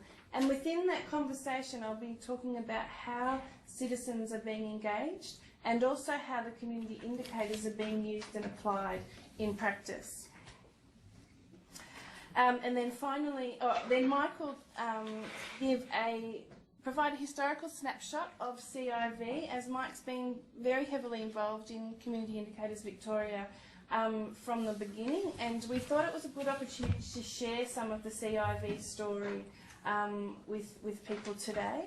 And then finally, we'll be talking about our views on the current developments and future prospects of community indicator projects in Victoria. So the four projects that I'll be talking about is Community Indicators Victoria at a statewide level, the Great South West Community Report Card, or the South West Sustainability Indicator Framework.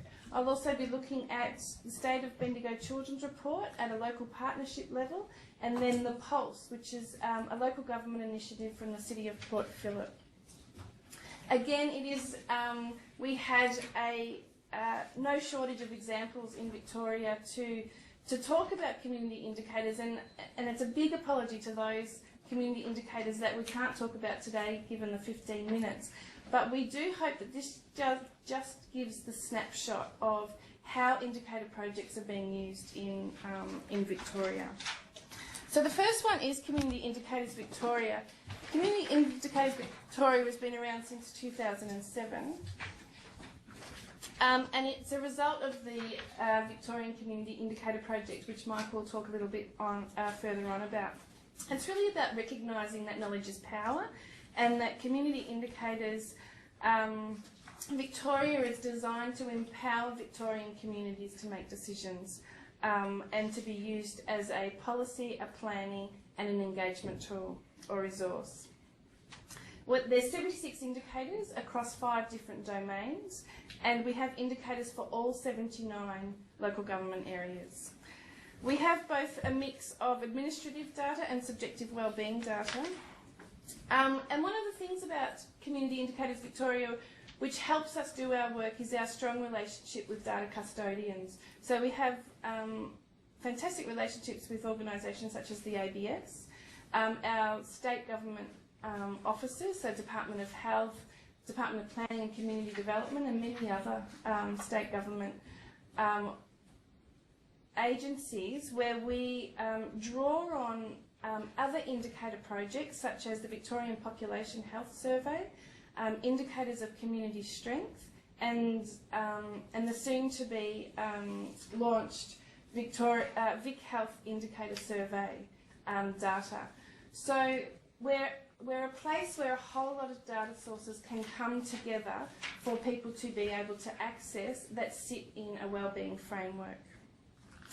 Profiles are provided at a local government level, And we also resource through our website as much information as possible around, well, all the information around data sources, about metadata, where the data's come from and the measures, so that we are transparent and also can build capacity for other organisations, people and groups to think about indicator systems.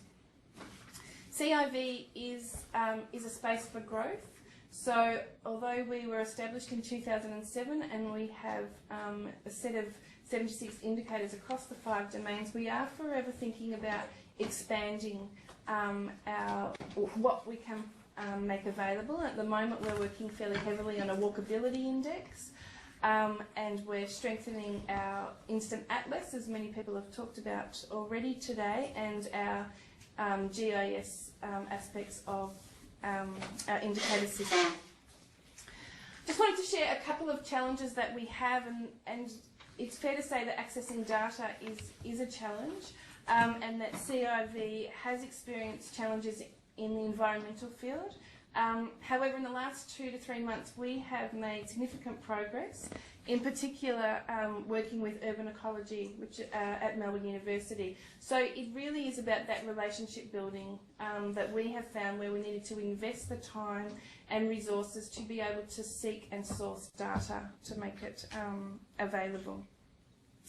And another challenge that I think is worth mentioning is to develop a robust business and financial planning aspect of Community Indicators Victoria for sustainability purposes. So when we think about citizen engagement and CIV, citizen engagement was a strong thread of the Victorian Community Indicator Project, which Mike will talk about, in identifying and establishing the 76 indicators and the 5 different domains. But really CIV is developed to be an engagement tool.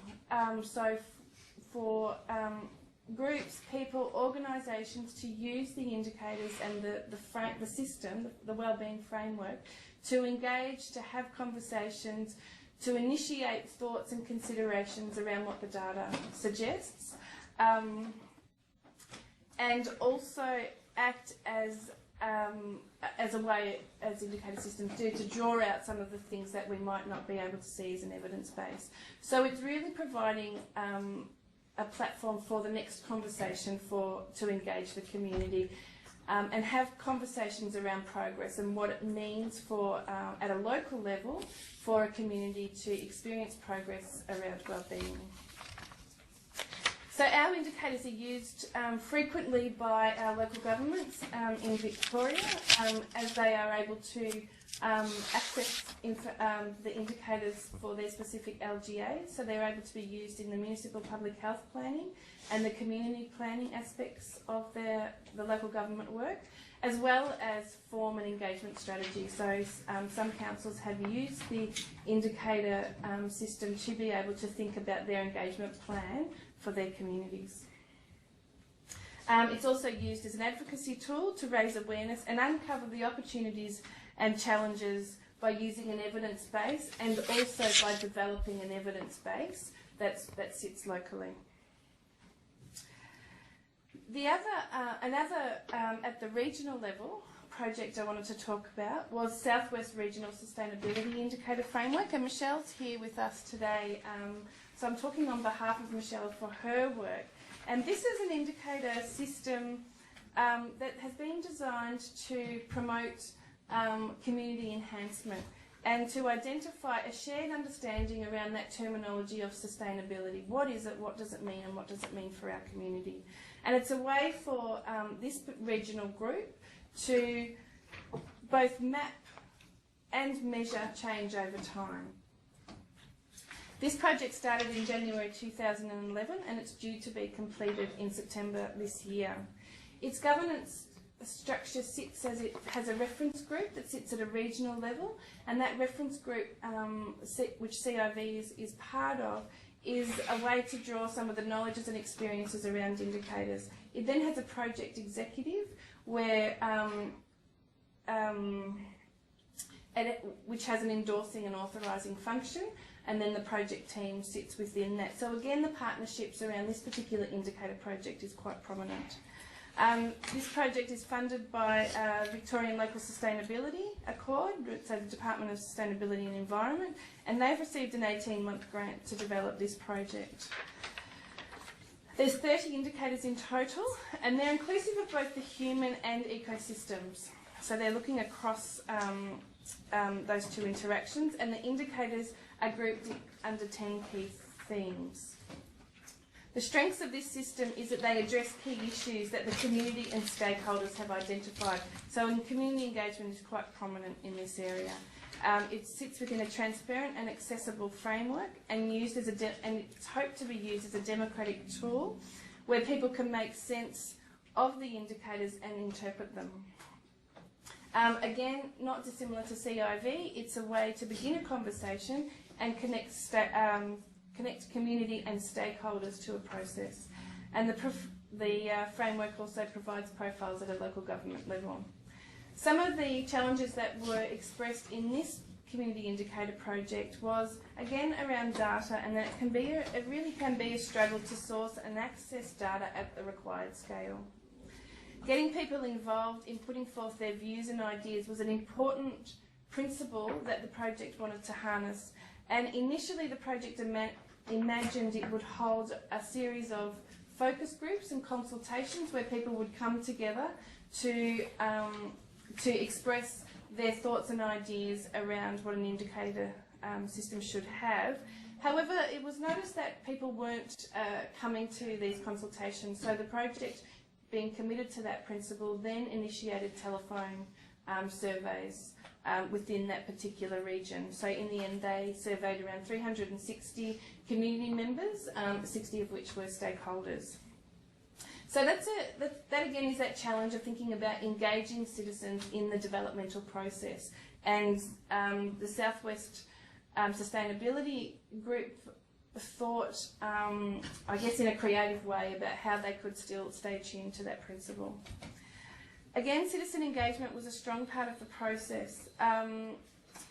After the initial engagement, a draft report will be put out for comment, for people to give feedback on, to identify what within that project or that draft report works and what could be strengthened.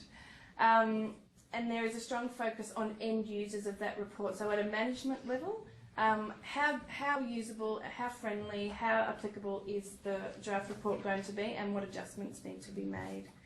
It is imagined that this indicator system would be used by local governments within that region, and also the CMAs. And the CMAs are catchment management authorities, and they're to be used as a source of information to assist with regional catchment planning. It's also to be used as a communication tool, again asking that question, how are we travelling? How can people get involved? And what are the priority areas that are presenting? And what are we doing well that we can celebrate? So that's another important principle for that project. It's also imagined that that would be a statewide process, a statewide example of encouraging other regional groups to observe the process that they've been through and make the necessary adjustments and think about how that can be applied in other regions. At a local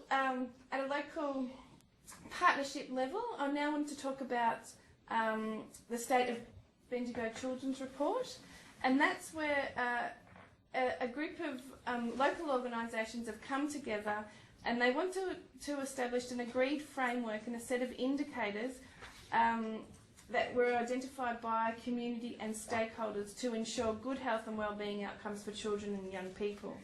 So again, that's a project that began in 2010 and the report was launched in 2011. This local partnership and community indicator project has emerged out of a larger national initiative, which is Communities for Children. People might be familiar with Communities for Children, and Bendigo was a local site of that initiative. Within that C4C initiative, becoming a child-friendly city was an activity that that community went through, and as part of becoming a child-friendly city, one of the pillars was to acknowledge and have a look at the state of children and how they are faring. So that's a bit of background of how that initiative project came together, and it was really used as a tool to bring key stakeholders to think about that important question.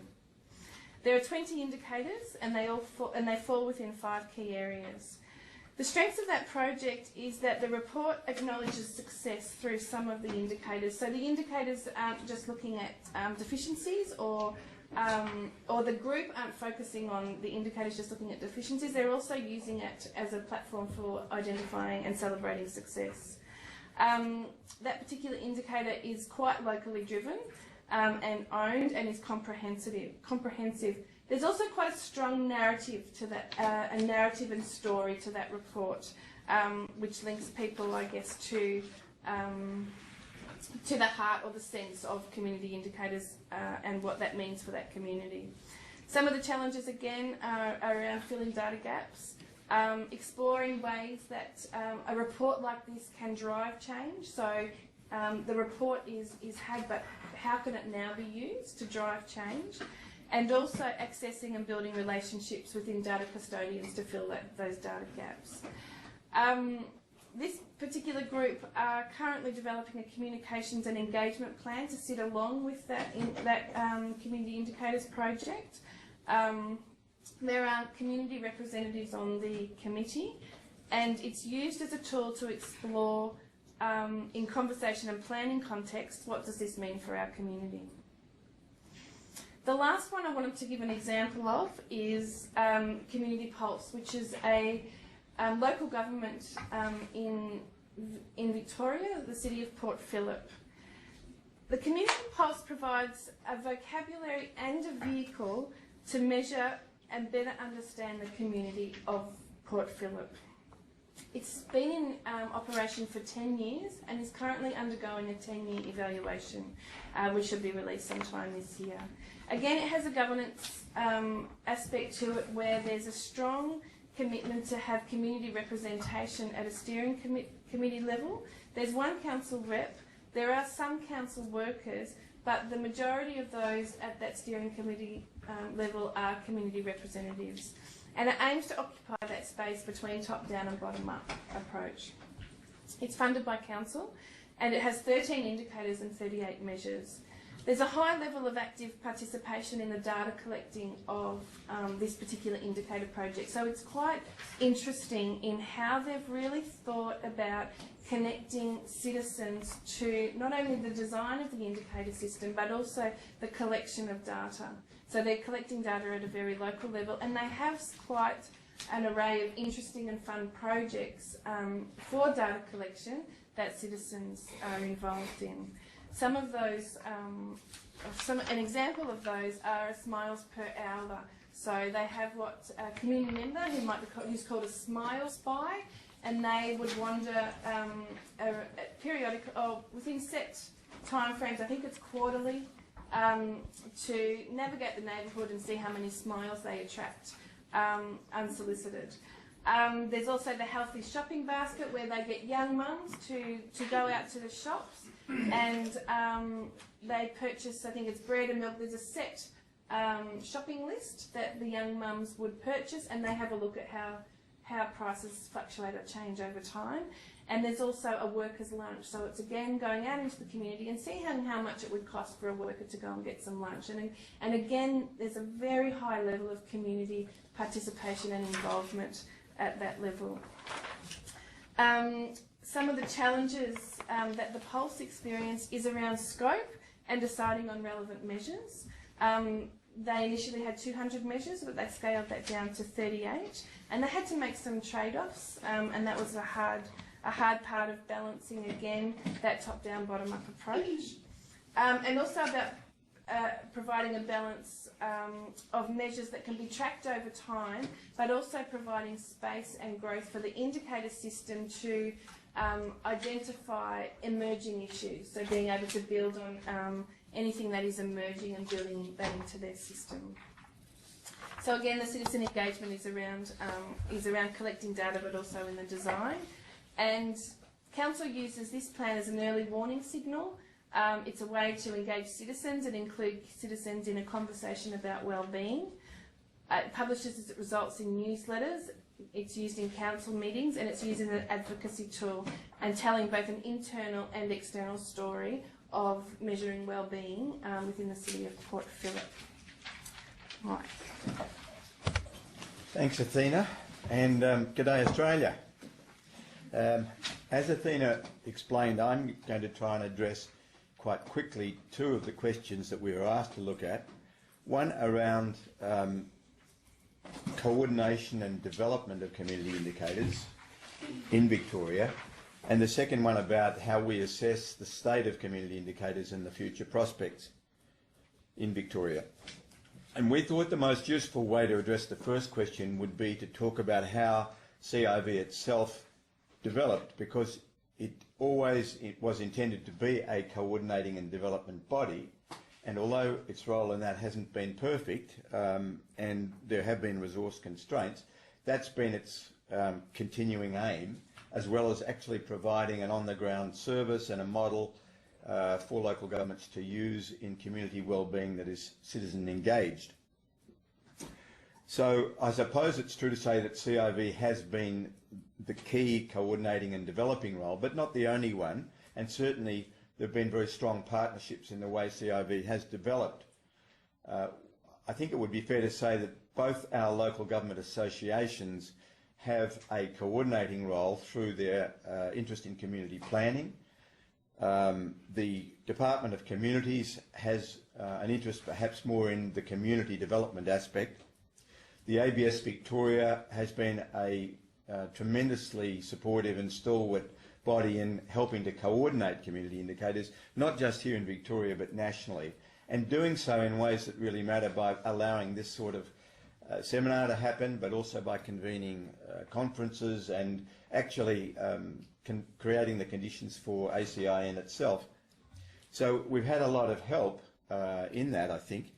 And one other partner that has to be mentioned, which I don't think most other states have the equivalent of, is the Victorian Health Promotion Council, or Vic Health, which has been enormously important in continuously supporting and resourcing very significantly, and it is a well-resourced independent body, this whole area in which it's had an interest for a long time. So that gives you, I think, a picture of the bodies that are interested in coordination. Just a quick word on how CIV itself developed. Historically, Victoria has always had quite a wide range of organisations and bodies interested in some aspect of measuring wellbeing in communities, linked in most cases to the need to engage citizens. So we started off, I guess, with a reasonably rich field to draw from. There's been quite a lot of interesting research on what makes communities good places to live, which has been usually research jointly done by local governments and 2 or 3 universities in particular.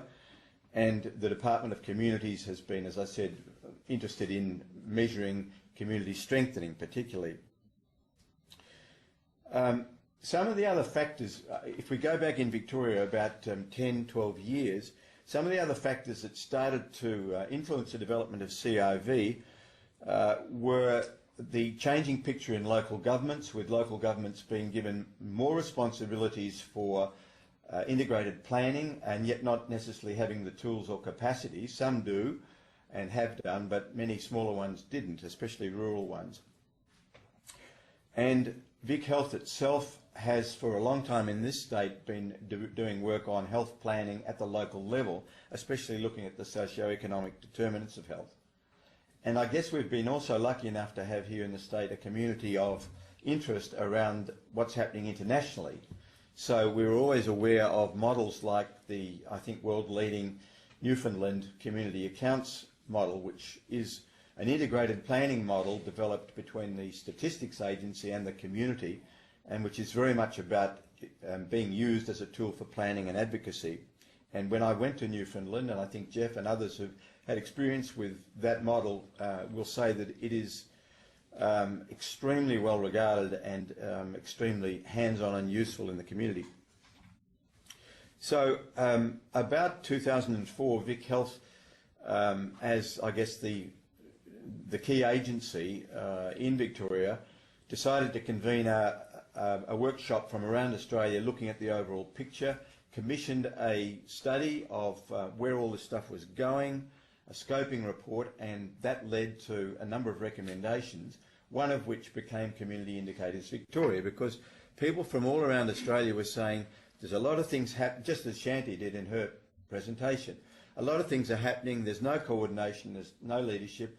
We feel that we need to share knowledge, even if we don't know exactly where we're going. So that led to a report which was produced about 2004, and Vic Health generously funded the establishment of CIV. So we've always had that role, and it is now, as you see, when you go to the website, it's a model based on consultation with 79 local government communities, and we asked them particularly to talk to their communities. What we wanted to know from each local government was, what are the most important things for community wellbeing in your community? And we didn't start off necessarily with the framework we've got now, but that evolved from what was most important, from a process of continually going back to local governments. And if other states are considering doing something similar, I think that was a reasonably solid model because it involved them all. We had 10 pilot local governments who volunteered to be more intensively involved in the project, and also to mentor 2 other local governments, which I think was a good idea, especially smaller ones in their regions. So in that way we involved an extended umbrella of about 30 local governments in the pilot project itself. So we did cover quite a lot of the whole field. And the indicators that we ended up with, we had a very generous secondment from ABS Victoria for nearly 2 years of 1.5, I think, ABS officers to help us all the time with the data, because the question was always what are the best measures of the things that the citizens and the local governments are saying are important. And that was an incalculable benefit in the development of the project. So I guess that covers the coordination and development side. CIV itself still has issues with its sustainability. We've got to be able to keep the data fresh because otherwise it's not as useful. We haven't been able to develop the capacity building aspect of our work as much as we would want it to, because we recognise that the phase we're in now, we have a framework, people recognise it, but the issue is to make it sustainable, and the issue is also to build the capacity of local governments and local citizens to work with it and to improve it, because it's a collaborative. So that's, I think, part of where we're going in Victoria. Just looking more generally at the question of the overall condition of indicators in Victoria and future prospects, CIV obviously will play a key role. The state government here in Victoria has not been as supportive, I think, as it has been in a couple of other states. It hasn't been as wedded to the idea that this was something that the state government should support. So more of the burden has fallen on local governments, which are less well resourced. State government departments, a couple of departments have been interested in some aspects. Department of Human Services has been good in helping us with statewide surveys on subjective wellbeing that have become now able to be integrated into at the local level. But I think if I were to summarise what I think are the key factors that are going to influence the situation in Victoria, I think there are some quite positive ones. There are problems about sustainability and resources, and there are problems about capacity building, although there is a will and a desire for people to understand this and to use it. And the application side is positive because here in Victoria, as in 3 or 4 other states, I think maybe 4, there is something like an integrated planning act or a requirement on local government to develop long-term planning that integrates economic, social, cultural, democratic wellbeing in the municipality, that requires indicators to be used and requires, in most cases, citizens to be consulted and engaged. All of those different acts have that similar core, although some of them are more specific than others. So that probably presents a very important vehicle for the further development of community indicators. Also, I think another positive factor is international developments. State and federal governments are starting to get the message that measuring progress is something more than measuring GDP. and indicators are being developed. And in all of those international models, it's very pleasing to see that the emphasis is on talking to communities. It isn't just inventing another smart set of the equivalent of GDP, which we might call gross national well-being or something like that, from the top or from statistical models. What's been recognised very firmly internationally is that citizens have to be engaged because it's their community, it's their nation, and what they think is important for well-being counts. So I would say those are positives. There are problems, as others have indicated, about the resources needed to do this. They have to come from somewhere. Keeping up-to-date data, especially when you're using subjective well-being, which is very important, how people feel about things, can only be done through surveys. And while the ABS is moving more into the field of subjective well-being, which is great to see, we rely now on very expensive surveys. In fact, half of the CIB's budget in its first 3 years was on a single survey. I think about half, Melanie might correct me, but a lot of money just on getting a statewide survey on all of the 10 or 12 key questions about subjective wellbeing, how people feel, the confidence they have in local government, are they safe in their communities, do they feel part of their community, and so on. All vital questions for community wellbeing, but not now able to be got out of existing data or the census. So that, I think, is an issue to be faced. But I think on the whole I feel reasonably positive that there's enough momentum now, and ACIN has been a while in getting going, but it's an organisation whose time has come. I'm also involved with the Andy project, as is Jeff and a number of others, which is an attempt to do this same thing nationally, to have a national index of wellbeing, but also an umbrella for the local work as well, so that we resource and help each other. Thanks very much, Jeff, and on behalf of Athena as well.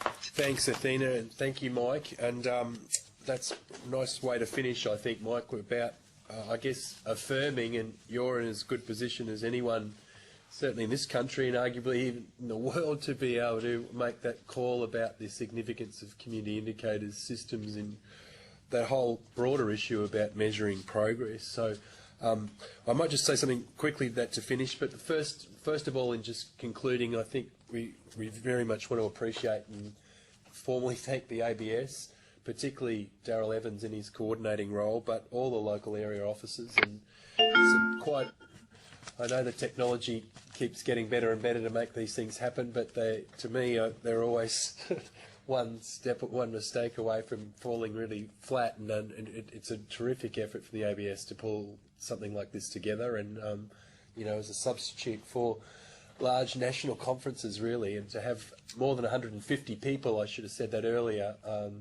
across all the offices, I think is a real tribute to the interest in this issue, especially, but it's also the ABS's commitment to this issue and their interest in this area. So thank you to the ABS. Thank you to the presenters again, Rob, John, Hayden, Michael, Cherie, Shanti, Athena and Mike, and the work you've put into your presentations. And we do hope, on that note, that there is the opportunity for feedback and questions through the ACIN website.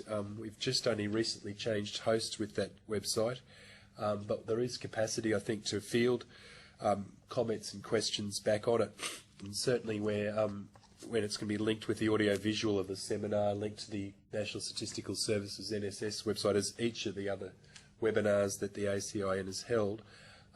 We would really appreciate getting that feedback, whether it might be feedback specifically to individual presenters on issues they brought up, or whether it might more broadly for observations of your own. That of course is welcomed.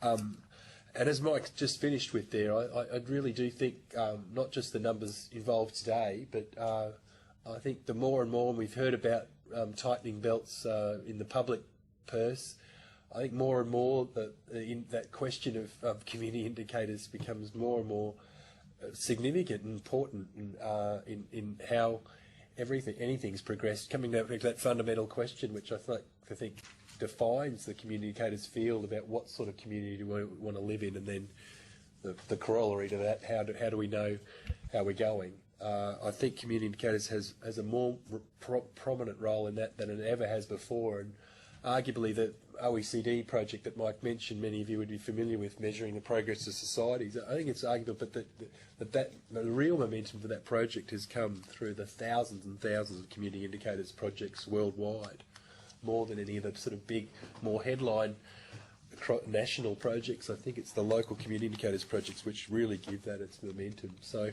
we hope that's true of the ongoing world of the ACIN. We are seeking at the moment sufficient resources to bolster our website and really create it as a resource, a bit like how John described what he put together a few years back for the community indicators site in South Australia, but very much as a tool to keep those of you engaged in this field feeling like you're being fed and nurtured. And one of the key ways that the network will continue to do that is through these webinars. We've been very fortunate to have the ABS support in that and ongoing support in conducting them. We are committed at this moment to running 2 a year. This was the first. So we haven't set a time yet for September or October or a particular topic, but we again would welcome some feedback about what sort of issues you'd like to see brought up in those. Just a reminder, the previous two focused on, I guess, some of the international dimensions and particular examples out of Canada, and then our second one late last year, was on various national developments through the Andy that Mike's already mentioned, and the Measuring Australia's Progress for the ABS, and sustainability indicators work being done by the Federal Department of Sustainability. So they've been the topics. We're not beholden to any particular issues. We thought this was a really important one, though, to just give a real sense of how much is going on, and hopefully it's a stimulus to lots more going on. So thanks again for everyone's participation, and look forward to some robust discussions in the time you've got left in your various offices. Thanks. Bye.